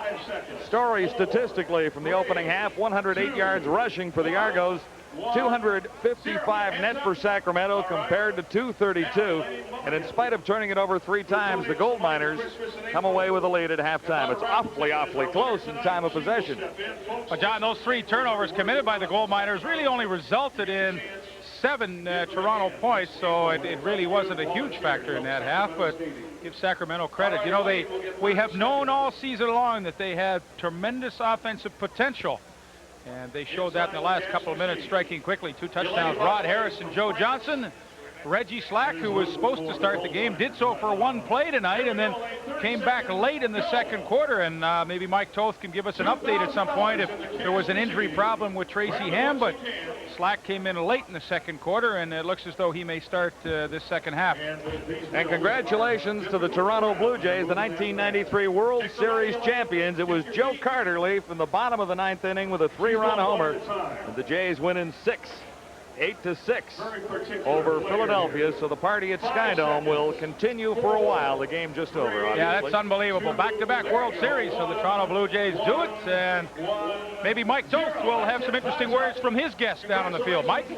Hi, guys. Yes, I'm with Dusty Baker, of course, the manager of the San Francisco Giants. Dusty, in case you didn't hear it, the Toronto Blue Jays have won the World Series. Your reaction? Well, I just heard that, you know, Cito Gaston was the guy that was with me from the day I first signed pro baseball with the Braves, and dropped the fly ball, and you know, I started crying, and he said, "Hey, son, you know, come hang with me." Dave Stewart's one of my best friends. Berto Alomar was a bat boy on my team in Puerto Rico, so like I was sort of leaning towards Toronto, and I'm glad for Cito and Ricky Henderson and all the guys, Joe Carter up there in Toronto. So hey, man, I'm excited for them. I wish we were playing them definitely, but hey, you know, I'm excited. I'm glad they won it. Well, you're excited tonight too because you were honored at halftime. You went to high school here in Sacramento. They were honoring you for the great season you had with the Giants. Keep in mind, folks, the San Francisco Giants win 103 games this year, don't go to the playoffs. The Argos have won 3. They have a chance to go to the postseason. There's no justice, Dusty. Is that true? That's true. Really? Hey, man, well, maybe we need to change our playoff system the way you guys do it. But, hey, you know, I'll tell you one thing. It's great being out here watching football. I love football. And if I had one thing to do in my life other than play baseball, it'd probably been to play football. All right, thanks very much, Dusty. We appreciate it. Enjoy your evening here tonight. Enjoy the off-season, and hopefully San Francisco will be back, as the announcer said, to Sweet 4 in '94. Thanks very much, Dusty. Okay, back upstairs. Leaf and John, take it away. All right, Mike, and we're ready for the second half kickoff. Sacramento Gold Miners, Toronto Argonauts. It's 21-16 Sacramento. Lance Croman will kick off for Toronto. Kind of incredible when you think about it for Dusty Baker to win over 100 games and not make it to postseason play. 103, right? Yeah. Gold Miners lead 21. Came right down to the last game of the season. I believe Atlanta was playing the Mets and San Francisco was playing the Dodgers. And the Dodgers happened to beat them. Final day. Lance Jelmick has the second half underway. This is Titus Dixon. Dixon looks for some room to the near side and found the 40-yard line. So the Gold Miners begin with decent field position. I'll tell you, Darren Hughes, 27, made a nice play to turn him back inside. Had he not, Titus Dixon would have had a lot of room down the sidelines. Nevertheless, a nice return for David Archer to start at his own 40-yard line. The numbers on the quarterbacks from the opening half. Ham, 8 of 14 for 124 and 1 touchdown. David Archer bettered that, 13 of 21, 243, and for 3 touchdowns.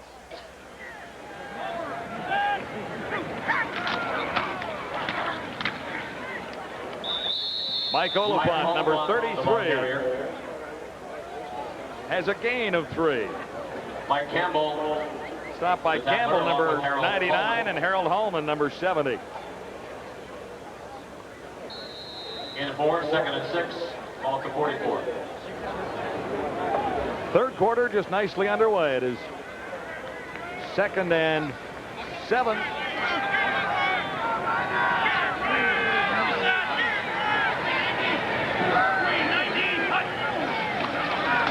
Archer to Titus Dixon. And Dixon is well short of the first down. He stops at the 46. I think really a character check for the Toronto Argonauts right here. Hey, it's been a miserable season. There's no question about that. They've only won 3 games, and they had a bad last 2 minutes of this second quarter, rather, to lose a lead that they had the entire first half. So for Bobo Bilovic and his crew, you know that at halftime they had to be talking and saying, hey, listen, guys, our whole season may boil down to one half of football, and if you guys have any kind of pride and character, you're going to come out and play the best half you've played all year, and we'll see how they do. They had a very good opening defensive series. Gardier's kick chasing Pinball right back near the 20-yard line. There's a penalty marker down as Pinball is dropped for a loss on the return. Penalty marker on the play. Carl Parker, big hit on Mike Clements, and we will see what the penalty results in, but you'll see Pinball trying to get to the wall, but Carl Parker, who is a slot back in the scheme of things, comes down with a good hit, but Rod Harris, 81, commits the face masking penalty, and Toronto will pick up an extra 15 yards and get them out of a hole. For our Canadian viewers, we're now going to send you back to baseball control and check out the World Series celebrations in Toronto.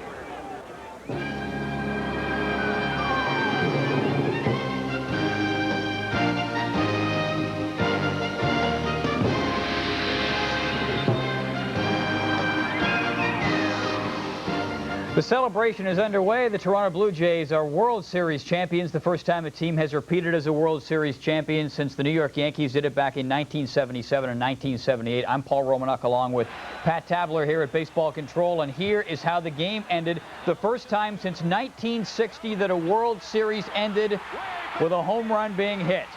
Joe Carter with a 3-run home run for the Toronto Blue Jays. The team and the fans flood onto the field. The Jays win it, 8-6. Carter with a 3-run homer. The winners and still world champions, the Toronto. The last time a World Series was ended with a home run was 1960. Bill Mazeroski did it for Pittsburgh against the New York Yankees. And what an incredible moment. Final score, the Blue Jays win it, 8-6. And the celebration has just started. We will have complete coverage for you here on TSN throughout the evening. You were there 1 year ago, big guy. What was it like watching? Wow, what a tremendous ending to a tremendous season. And the guys that the Blue Jays almost lost, that they brought back from the free agency, Joe Carter wins it.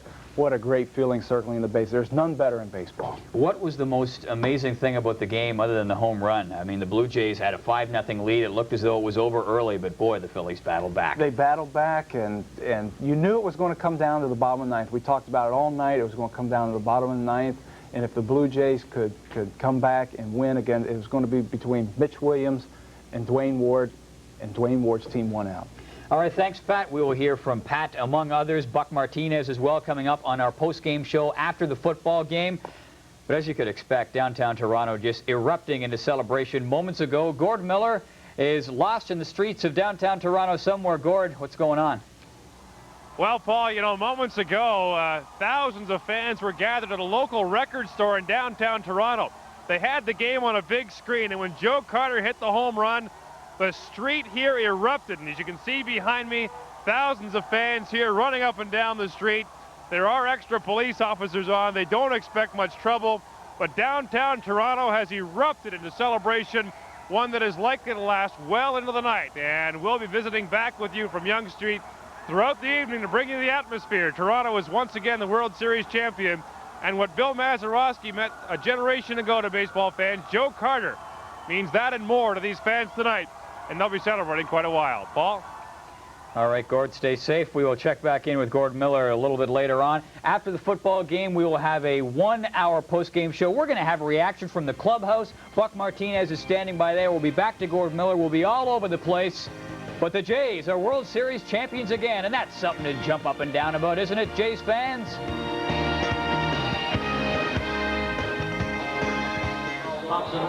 Back at Hornet Field, we're live with the CFL live from California, Sacramento, leading Toronto 21-16.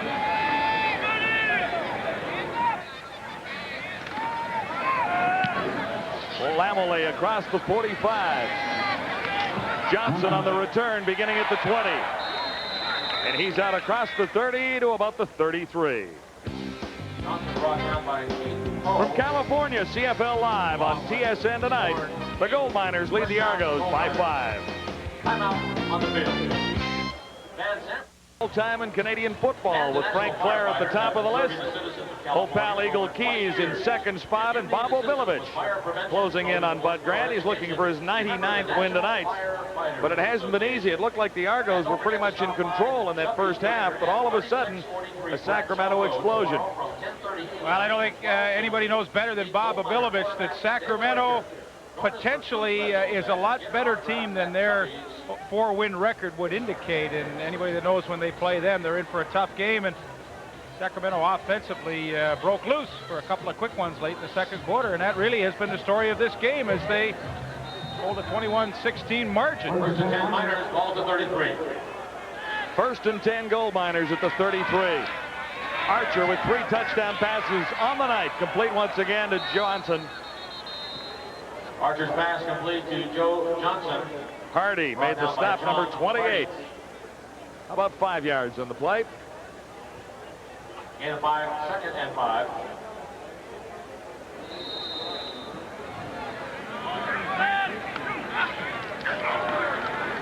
Archer second and 5 and looking deep. He has Pruitt. Big first down as Pruitt is dragged out near the 40-yard line. Kevin Whitley covering on James Pruitt, and number 87 comes up with big yardage. And one of the keys for Sacramento is they've gone to the hurry-up offense that allows them more time to call plays and call the right play. And that time Pruitt on the corner against number 6 Kevin Whitley, wide open, and Archer laid it in perfectly. And once again, Sacramento picking up where they left off late in the second quarter. Markers are down. Oliphant. Complete to Mike Oliphant. Knocked out of bounds by Rex. Keith Costello. Penalty marker on the play.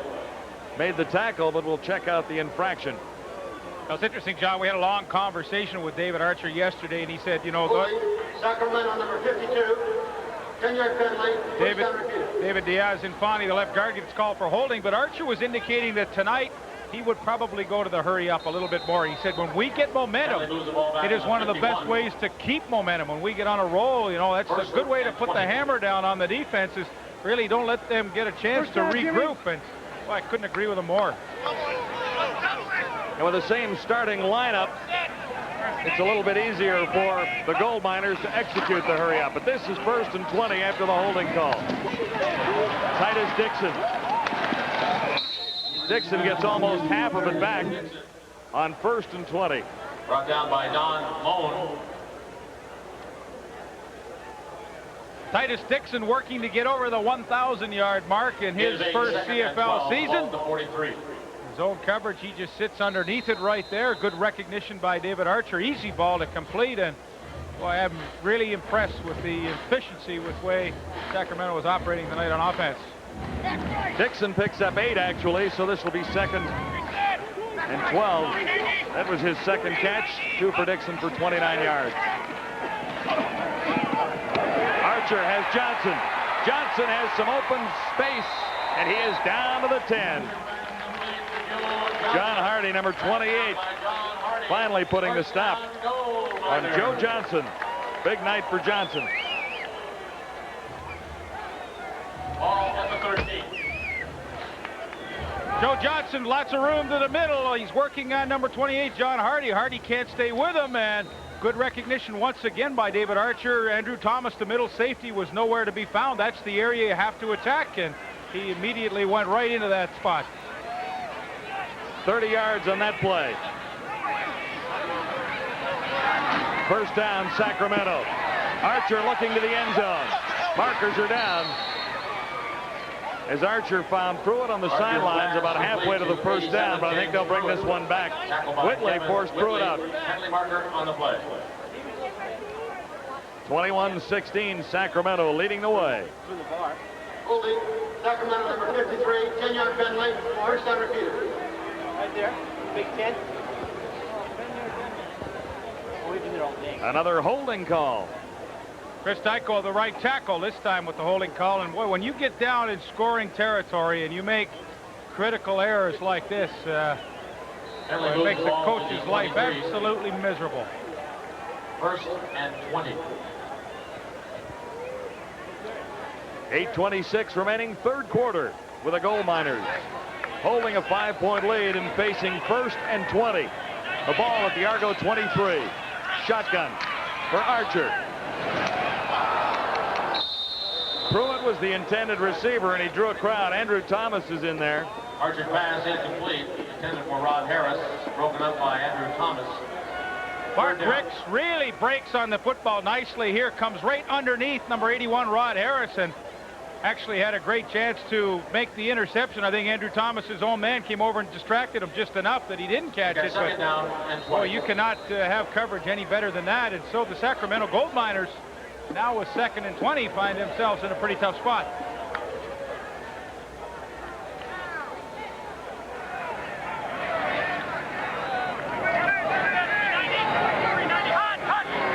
Shotgun for Archer.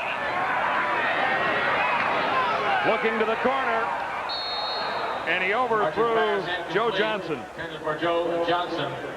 3rd down. Well, sometimes in a situation like that as a quarterback, you have to bite the bullet. The holding call on Chris Dyko really killed that scoring opportunity. And, you know, Archer just said, hey, I'm going to throw it where if Johnson can make a great catch, fine. If he can't, the worst thing that happens is we bring our field goal kicker in and give him an opportunity. But the holding penalty really cost him any opportunity of trying to score a touchdown. 30-yard line. Jim Crouch, his first attempt. Good on 64% of his field goal tries. This from the 30. And no mistake about that one. 24-16, the Gold Miners in front of the Argonauts. 7:25 to play, third quarter.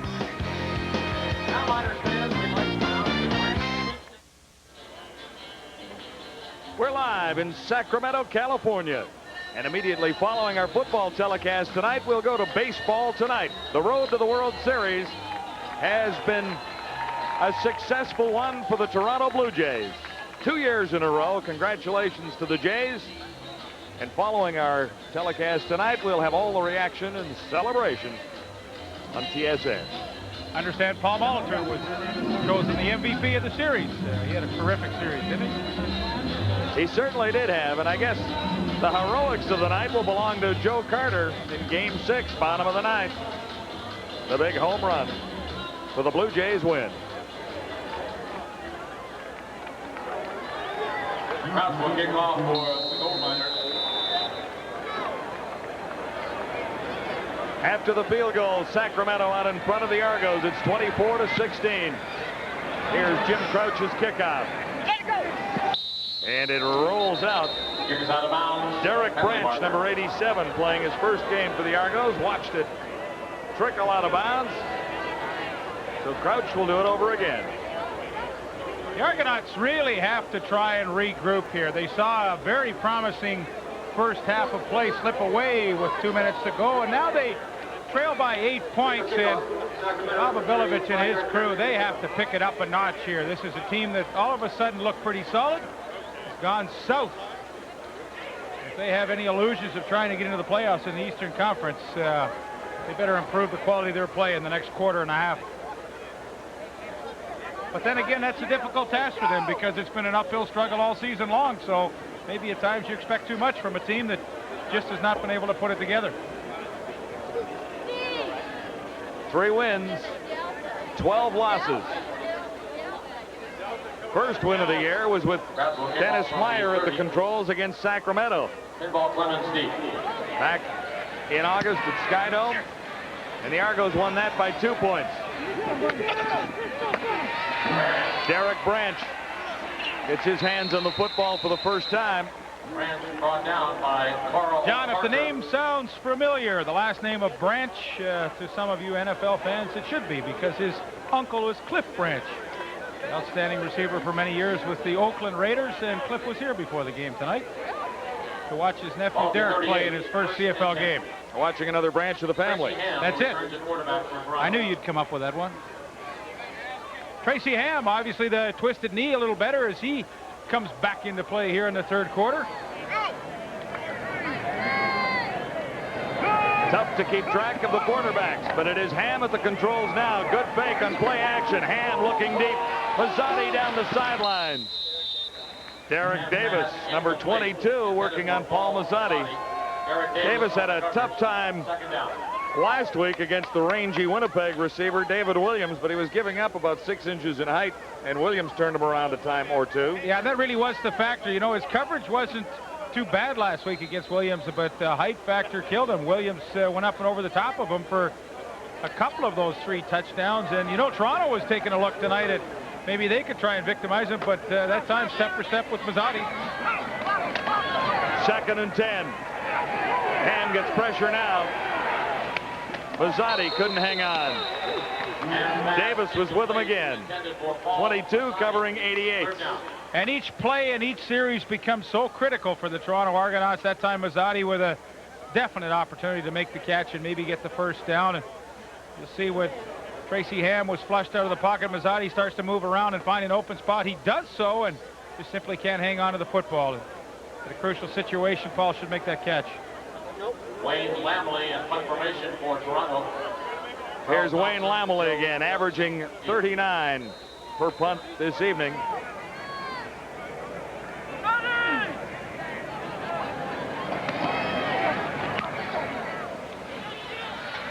High punt for Lamley coming down for Charles Thompson at the 30. And there's nowhere for Thompson to go. Timeout in Sacramento.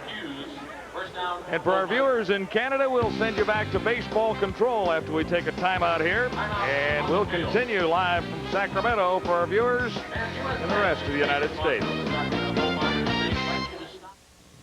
Welcome back to TSN Baseball Control. I'm Paul Romanuk. The party is on in Toronto and all across Canada. People celebrating the Toronto Blue Jays World Series victory. Buck Martinez is standing by. He has John Olerud with him in the midst of pandemonium.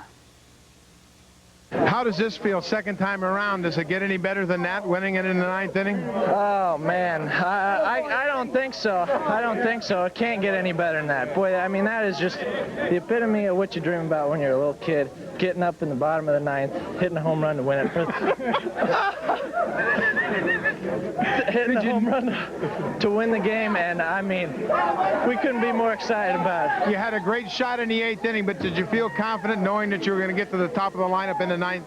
Yeah, I think that was a big thing. You know, we knew that we get to the top of the lineup. If they brought in Mitch, got a couple guys. Ricky, he can eyeball it with the best of them, and Devo, he's been hot, and we decided we get to Molly and Joe, and good things would happen. And I don't know if anybody expected this, but it was unbelievable. John, they talk about this team not being close, not being together, but I think you showed just what this team is made of during this series. And that's cool. Yeah, no, this was a great group of guys to play with all year long, and you know, if ever the saying was true, that good things happen to good people, it definitely happened to a good group of guys, because this has been a lot of fun to play with, great bunch of guys, and couldn't be more happy. Congratulations. Thanks. All right, thanks, Buck. Victory often changes her side. She switched sides a few times tonight in the Blue Jays game, sending thousands through an emotional grinder. But the Jays win it by a score of 8-6. The celebration is on just outside of the Sky Dome and likely all across Canada. We'll be back with a complete hour-long post-game show after the football game, but enjoy the rest of the game. Welcome back to our viewers from coast to coast in Canada. 2nd and 14 facing Sacramento. And the gold miners deep in Sacramento territory at the 25. Pruitt looked to be the intended receiver, or was it Harris over on the far side? Both in the area, and likely Rod Harris, the closest gold miner to the ball. So Archer trots up. Yeah, as he leaves the field, he's smacking himself in the chest, and that means my fault, my fault. He had him open and just simply underthrew it. You're going to get a good look. Harris at the top of your screen. This pattern takes a long time to develop. He gets the good push on Reggie Pleasant, breaks it back, and you'll see the ball skip on the ground, and he was wide open. Archer just couldn't hit him.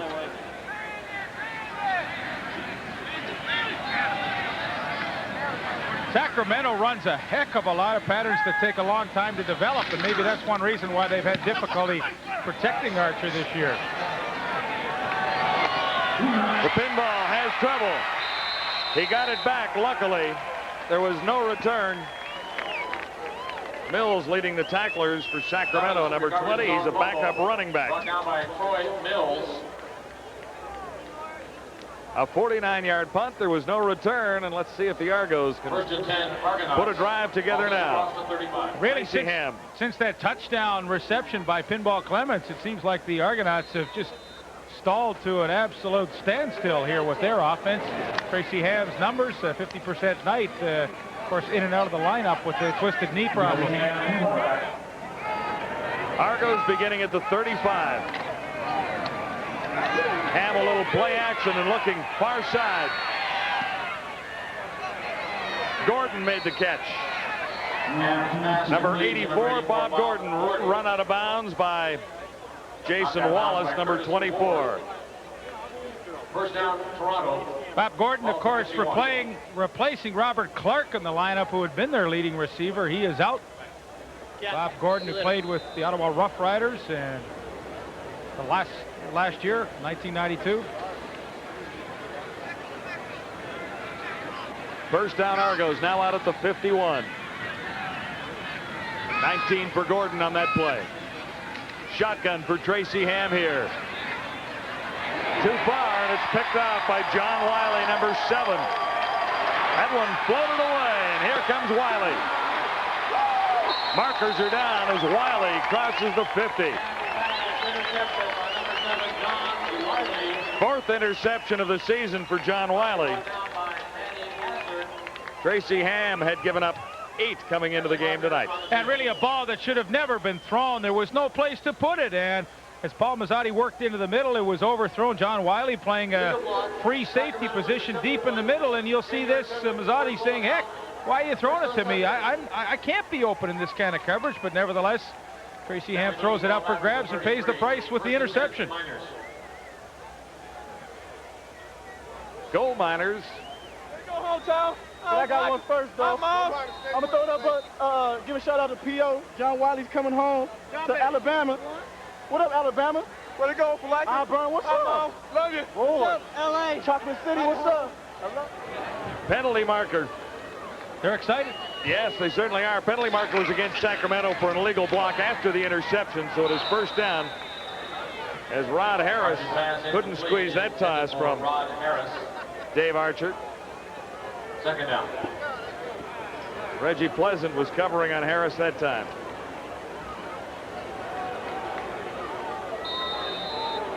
.344 to go, third quarter. The Argos down by 8. They have to score twice to get back into the lead.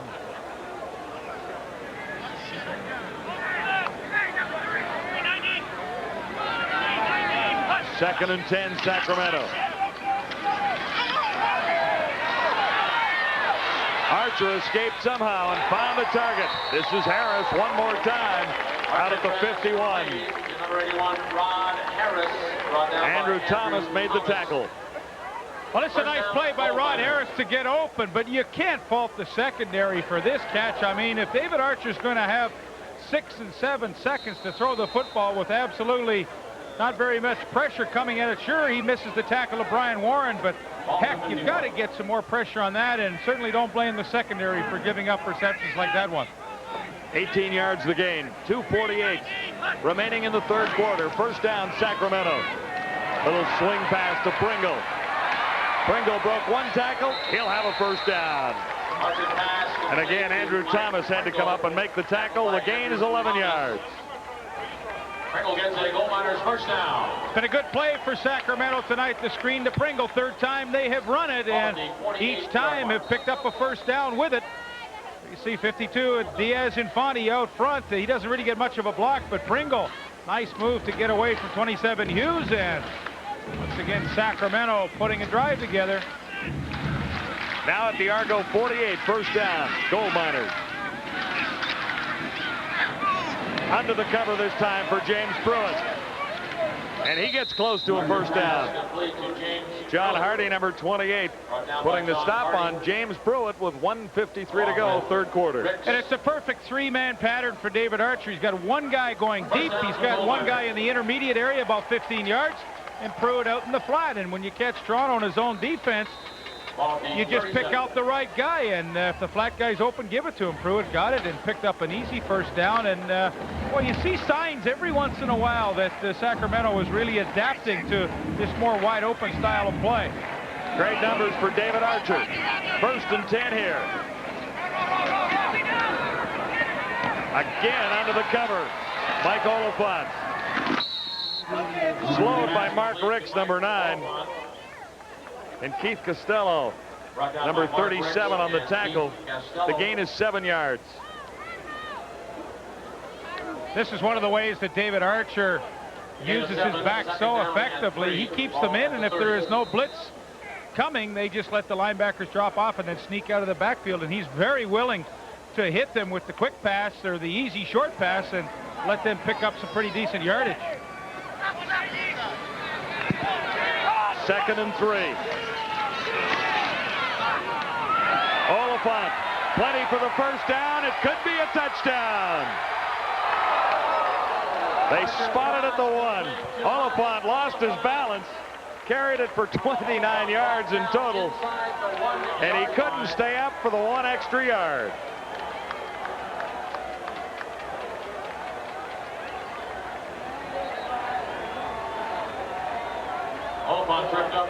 That's a heck of an effort by Mike Oliphant, and Andrew Thomas has to come a long way in man-to-man coverage to try and cover him, and Oliphant just, you can't get closer than that, folks.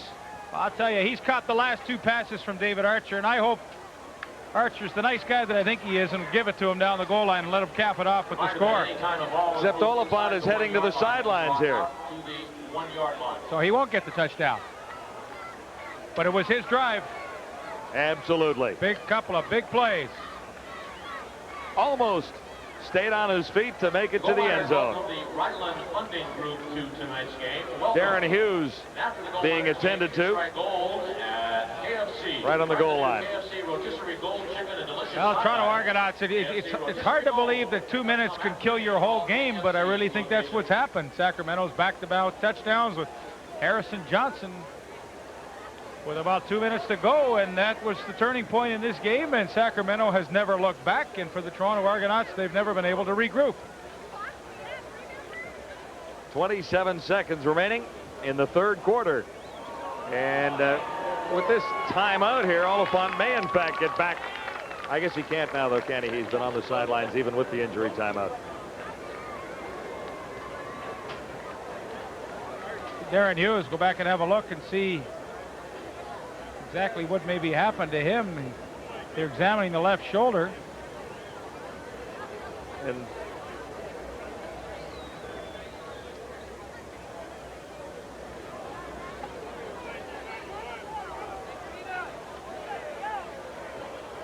well, he's headed to the bench.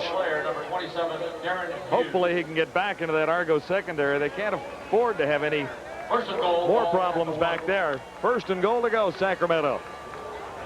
1st and goal to go on the 7th play of this drive from the 1-yard line. Great view of it there.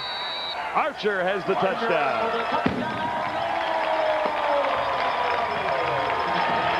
First rushing touchdown of the season for David Archer. He has thrown for 29.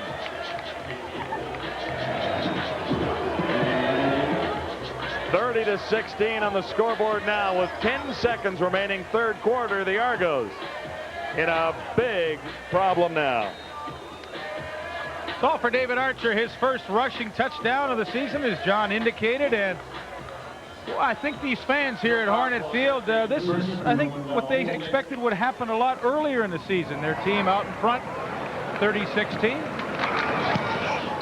Now 31-16. End of the 3rd quarter. 3 straight touchdowns for the Sacramento Gold Miners to take a 31-16 lead on the Argos, who are fighting for their playoff lives. For our Canadian viewers, we'll take you back to baseball tonight. And for American viewers, we'll return live to Sacramento after a timeout. Well, Lady Luck wearing her finest clothing tonight as far as the Toronto Blue Jays were concerned. Toronto World Series champions. 8-6 winners with the Philadelphia Phillies in game number 6, and this is how it ended. This is what Lady Luck tried on for size. Bottom of the 9th inning. Runners in first and second. 1 out. Joe Carter. Well hit down the left field line. Way back and go!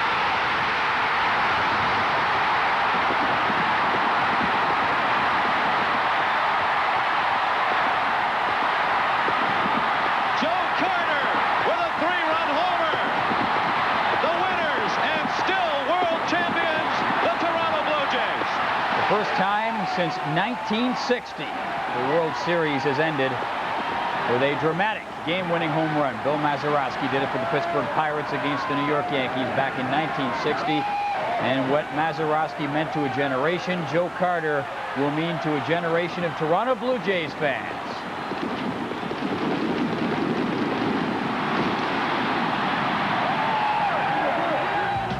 (8-6) the final. Toronto defeating Philadelphia. The Jays win the series 4-2.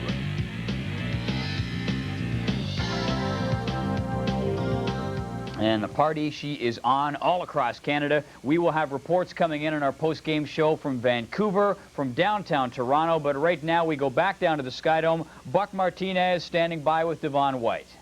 I don't know how anybody can stand that. Talk about a finish. that was a hell of a finish. I mean, we got to give it to Phillies. Denny Dice, he showed me something. And he's a hell of a ball player. And, you know, Joe hit that ball. I was just jumping and yelling. What a finish. I knew that ball was out of here. How can you talk about this series? Both clubs showed what kind of heart they have. Well, it's not only a heart, just the ability, all-around play. It was a great series. I think, you know, it was even more exciting than last year. What's it mean to win it at home in front of your fans? Oh, it means a lot. And it means a lot to the Canadians because last year we went in Atlanta. Now we're here to celebrate. And hopefully that parade even be sweeter tomorrow. Go celebrate, Devo. Thank you. Nice going. Devon White, who hit .444 during the American League Championship Series and was also great for the Toronto Blue Jays in the World Series. We'll hear lots more reaction from the Toronto Blue Jays locker room. Lots of reaction to be heard from people celebrating all across the country. Standing by in downtown Toronto amidst the celebration is Gord Miller. Gord, what's going on? Well, as you might expect, Paul, it's pandemonium down here right now. You know, last year when the Blue Jays won the World Series, they said that more than 1 million fans lined Yonge Street. I got to tell you that when Joe Carter hit the home run, this city absolutely exploded. And as you can tell, they're celebrating big time now. The police don't expect any major problems tonight, but the riot squad is on standby. So far, they've been very peaceful, very boisterous, and very loud. And we'll keep you up to date on what's going on as the night progresses. Paul? If you've ever been to one of Miller's house parties, you know he looks right at home amidst a crowd like that. It's going to be a wild night. The Blue Jays, of course, are front and center in the celebration. Pat Borders, last year's World Series MVP, not quite as effective in this World Series, but he's right in the celebration, and he's with Buck Martinez. Pat Borders, this seems to be getting old to you guys. Is this any better? The excitement of that game can't be topped, I would imagine. No, last year's series can't top that. That's as dramatic as you can get. I'm happy for Joe. Could happen to a better guy. What about the way the Phillies battled in this series? You got to give them all the credit in the world. I was worried there. They got Mitch Williams out there, and he can make you look bad on occasions. Fortunately for us, it wasn't the case tonight. What about the 8th inning? It looked like you guys might break through there. Talk about Larry Anderson and what he did. He had an outstanding inning to get out of that. He had a good inning, but my bad. He gave me a couple of good pitches to hit. I fouled one back, and the last one I popped up. I was just trying to get on top of something, but didn't do the job. Fortunately, Joe came back and picked me up after that. There's so much balance in this lineup. It has to be very difficult for anybody to work through it. Tonight, Molitor gets on 3 times, and then Carter 0 for 4 steps to the plate. You have to feel confident with anybody in the lineup at the plate. Yeah, they've produced all year. They're all good hitters. Majority of them are... And that stuff is cool. Oh, man. But everybody made a contribution all year long to this winning effort again. Yep, you got a lineup of 7 All-Stars like we did this year. It's tough to crack the lineup. I was happy to be batting ninth. All right, nice going, Pat. Thank you. Hope that's not good champagne.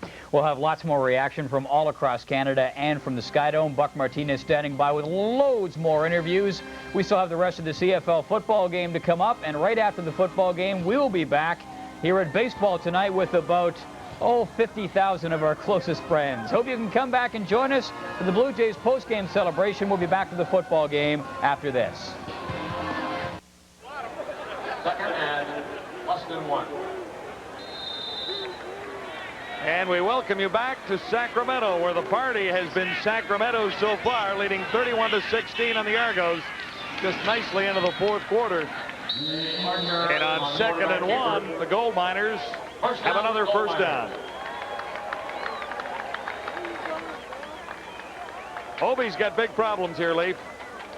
Yeah, I think you can see the frustration, too. Obi's getting ticked off at the players. They're not making the plays. You have to wonder if the effort's there at some times, and you see it right there. He doesn't even really want to talk to some of them.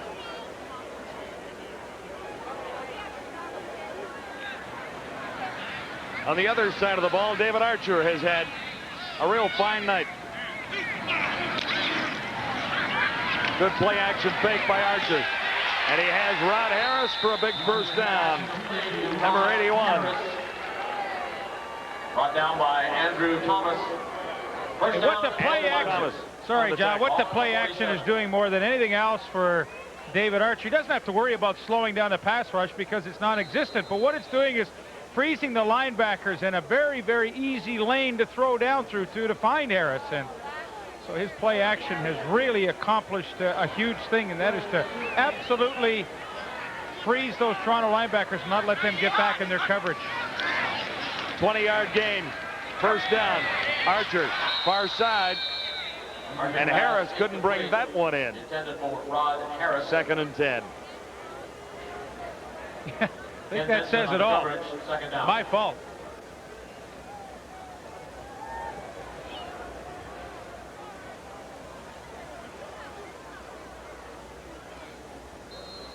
There's a lot of talk about David Archer as a leader and as a quarterback. Basically, he is 3rd in overall passing in most categories in Canadian football in his first year.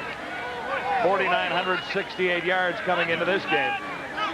Well over 5,000 as a result of this evening. A little more. That's Titus Dixon inside the 30. And Archer just picking the Argos apart. John, it's amazing what pass protection will do for a quarterback, and I don't think it's any secret that when Archer is given time to throw, he is a quality passer, and tonight his offensive line is protected well for him. He puts the ball in the hole, expecting Dixon to go and get it. He does with a great catch, and you know, a couple of key things tonight. The receivers are making catches. The offensive line is giving Archer protection. It all adds up to a pretty productive evening. On first down, Pringle. Still going as he crosses the 10-yard line. Mike Pringle. You know, we talked about the problems the receivers for the Gold Miners had last week in Winnipeg. 8 drop passes, and there have been a couple tonight, but as you mentioned, they have made some big catches. Well, they have, and you know, this is a great call because Toronto hasn't been getting any pass rush. They know they desperately need to, so, you know, when they invite those defensive linemen upfield, they get through and they're caught. They have nowhere to go, and then Pringle just sneaks in behind his offensive lineman, and that screenplay for the 4th time has been hugely successful. A 22-yard gain, setting the Gold Miners up 1st and goal at the 7. Here's Archer. There's the touchdown. Joe Johnson, number 89. 2nd of the game for Joe Johnson. And the Argo problems continue. Gold Miners lead 37-16. 8th reception for 139 yards, and this is his 2nd touchdown of the game. Yeah, once again, all kinds of time for Archer. Johnson's even allowed to bobble bobble the ball a couple of times before number 6, Kevin Whitley, can get there. So if you don't come up and challenge a receiver on the goal line, that's exactly what's going to happen. You're going to get beaten. Jim Crouch makes it 38-16. Sacramento Gold Miners have now scored 31 points in a row. The Argos, big trouble now, late, or at least midway through the fourth.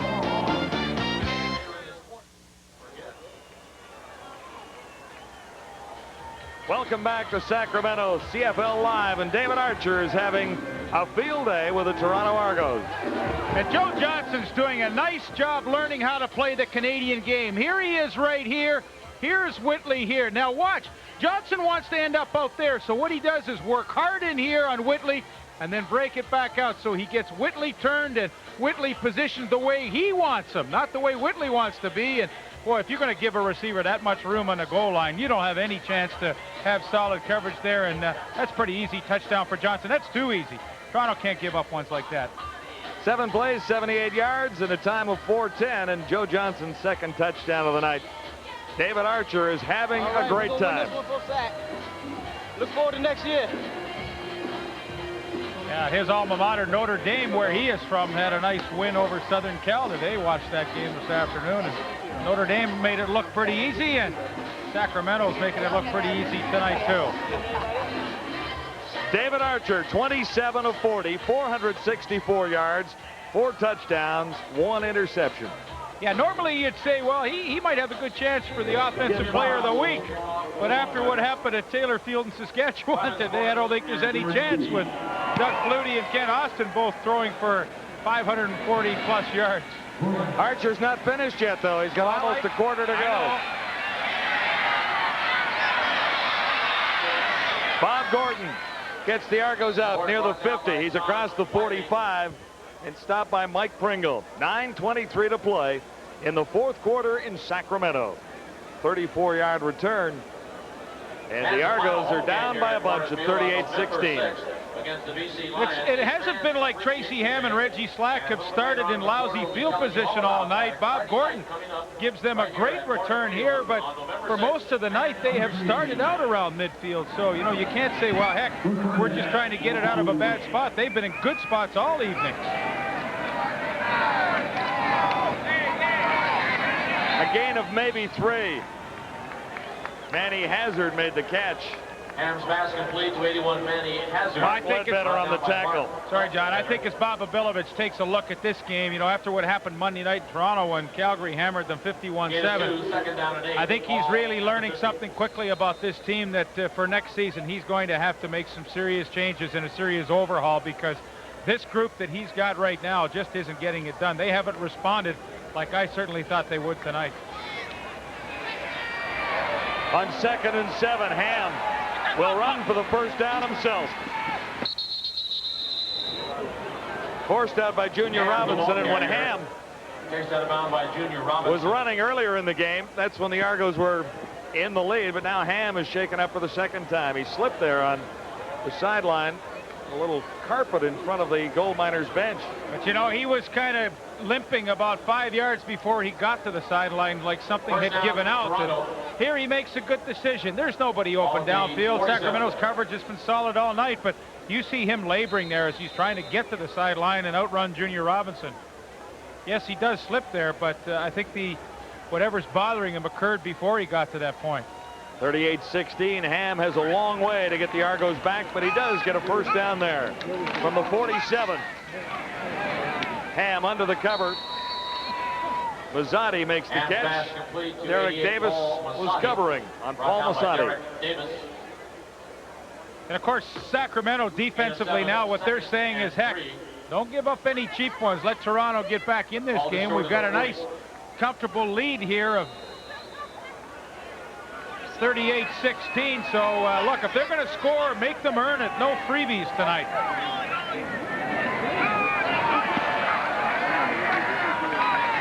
Michael Clemens, and there was nowhere for the pinball to go. Gold Miners are fired up. The tackle made by Corian Freeman.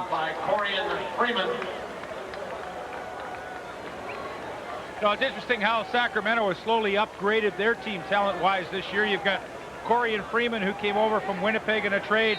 He is better than what they had at the beginning of the year. Ledbetter moved to linebacker from defensive end. That was a positive move, and their secondary is playing much better. So slowly they put a nice team together. Ham on 3rd and 6. Gordon was the intended receiver, and the Argos will give it up. It'll count as a turnover. And the Argos have big problems now, trailing by 22 with 7:02 to go. It's 38-16. CFL Live from Sacramento.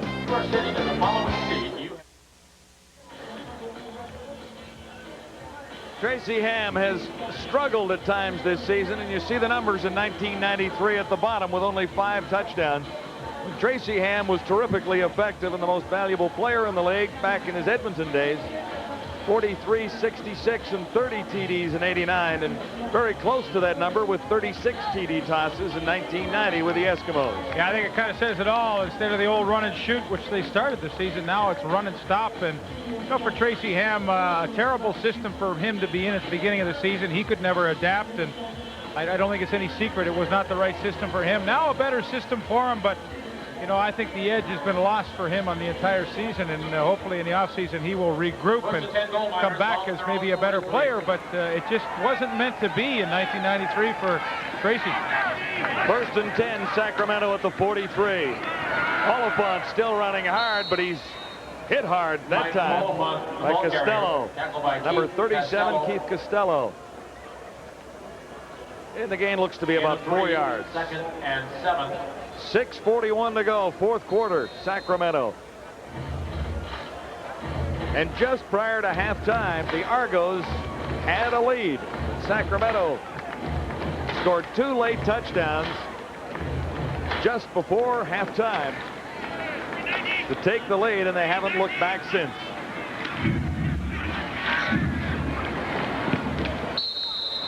Oliphant couldn't hang on. John Hardy was covering on Mike Oliphant. John Hardy on the coverage, 3rd down. Let's take you back to TSN Baseball Tonight. All right, thank you very much, John. Hope you're enjoying the football game. I'm Paul Romanek here at TSN Baseball Control. The celebration is on. The Toronto Blue Jays 8-6 winners. They are World Series champions for the 2nd year in a row. Buck Martinez at the Sky Dome. He spoke to Dave Stewart after the game. Stu, listening to you yesterday, you were fairly confident, you were composed, you were focused, and you took that out onto the field tonight. It looked like you knew you had good stuff from the first pitch.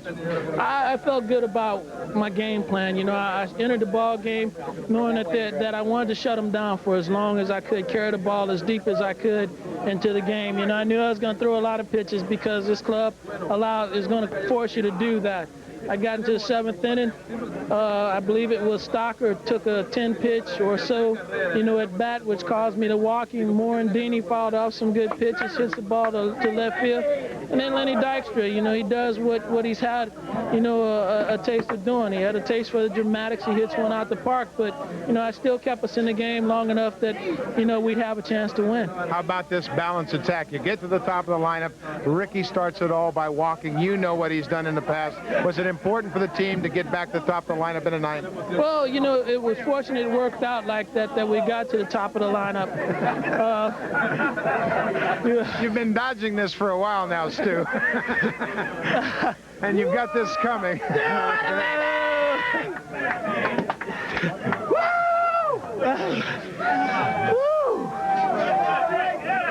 Now that's never a bad sting. You know, once we get to the top of the lineup, it creates a real good situation. And if you want to get it someplace, you got to get it to the top of the lineup. That way, you know, we get to our weapons. But we've been a good ball club, don't get me wrong, from the top to the bottom all year long. So, but it was real fortunate that we got Ricky up there who, you know, he could draw a walk and it, you know, go from there.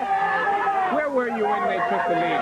Were you in the clubhouse by then? Yeah, sitting right here in the clubhouse. What was your feeling at that point?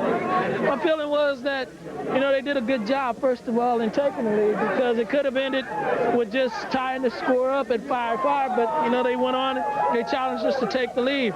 But I felt all along that we'd come back and win this game. Stu, there was a lot of questions about this ball club, whether they had the heart, whether they were together enough to win. And in the second half, particularly towards the end of the season, you pitchers shook the bull by the horns and kind of led the way. Talk a little bit about how the club came together at the end. Well, you know, for a ball club to win, you're going to have to pitch. You're going to have to pitch. And, you know, we knew that we had been, you know, under the gun all season long. We didn't pitch very well in the first half of the season. And we knew for our ball club to succeed, we were going to have to pitch better in the second half. You know, without, you know, letting anything go by, if it wasn't for Pat Henkin, you know, we'd have had a tough time this year. So the kid kept us together the first half of the season, and old veterans like myself, you know, found a way to pull something together and get us through the rest of it. You can never have too many old veterans like you, Stu. Thank you. Thank you very much. That's Dave Stewart telling you what he thinks about this World Series celebration, and it doesn't surprise him whatever. That's it from here for now. Paul, we'll be back to you in a minute. All right, Buck, and we'll be back to you a number of times. We have a complete post-game show coming up right after the football game. Pat Tabler will be with us as well here at TSN Baseball Control. What a gamer Stewart is. Keeps the interview going even with champagne dripping into his eyes. That says something about the guy. Multi-talented. What do you think about Stewart's performance overall in the postseason this year? I thought he was outstanding. Tonight, Cito was looking for 6 innings, and he gave it everything he had. Right down, and it just looked like he ran out of gas. The pitches started coming up, but you know, it's a long season. You got 162 games, you got the playoffs, and you have the World Series, and I just thought he did an outstanding job, and he was the guy with the ball tonight. Was the difference in this series the bullpen? The Toronto Blue Jays bullpen, middle relief, as venerable as it was at times, certainly did the job for them in the postseason. The Phillies didn't have it. Absolutely. You know, we talked on our show about it's going to be the bullpen versus the bullpen, and the middle relief really let the Blue Jays down in the 15-14 game, and then tonight, and Mitch Williams, and you know, that's the way it goes. You know, if you had to match their stopper against our stopper, you know, you have to take Dwayne Ward. But it was a great game. I think it was great for baseball. The celebration is on, and the celebration will continue, and we will have complete coverage of it here on TSN with our post-game show coming up right after the football game. Folks are celebrating all over the place, all across Canada. This is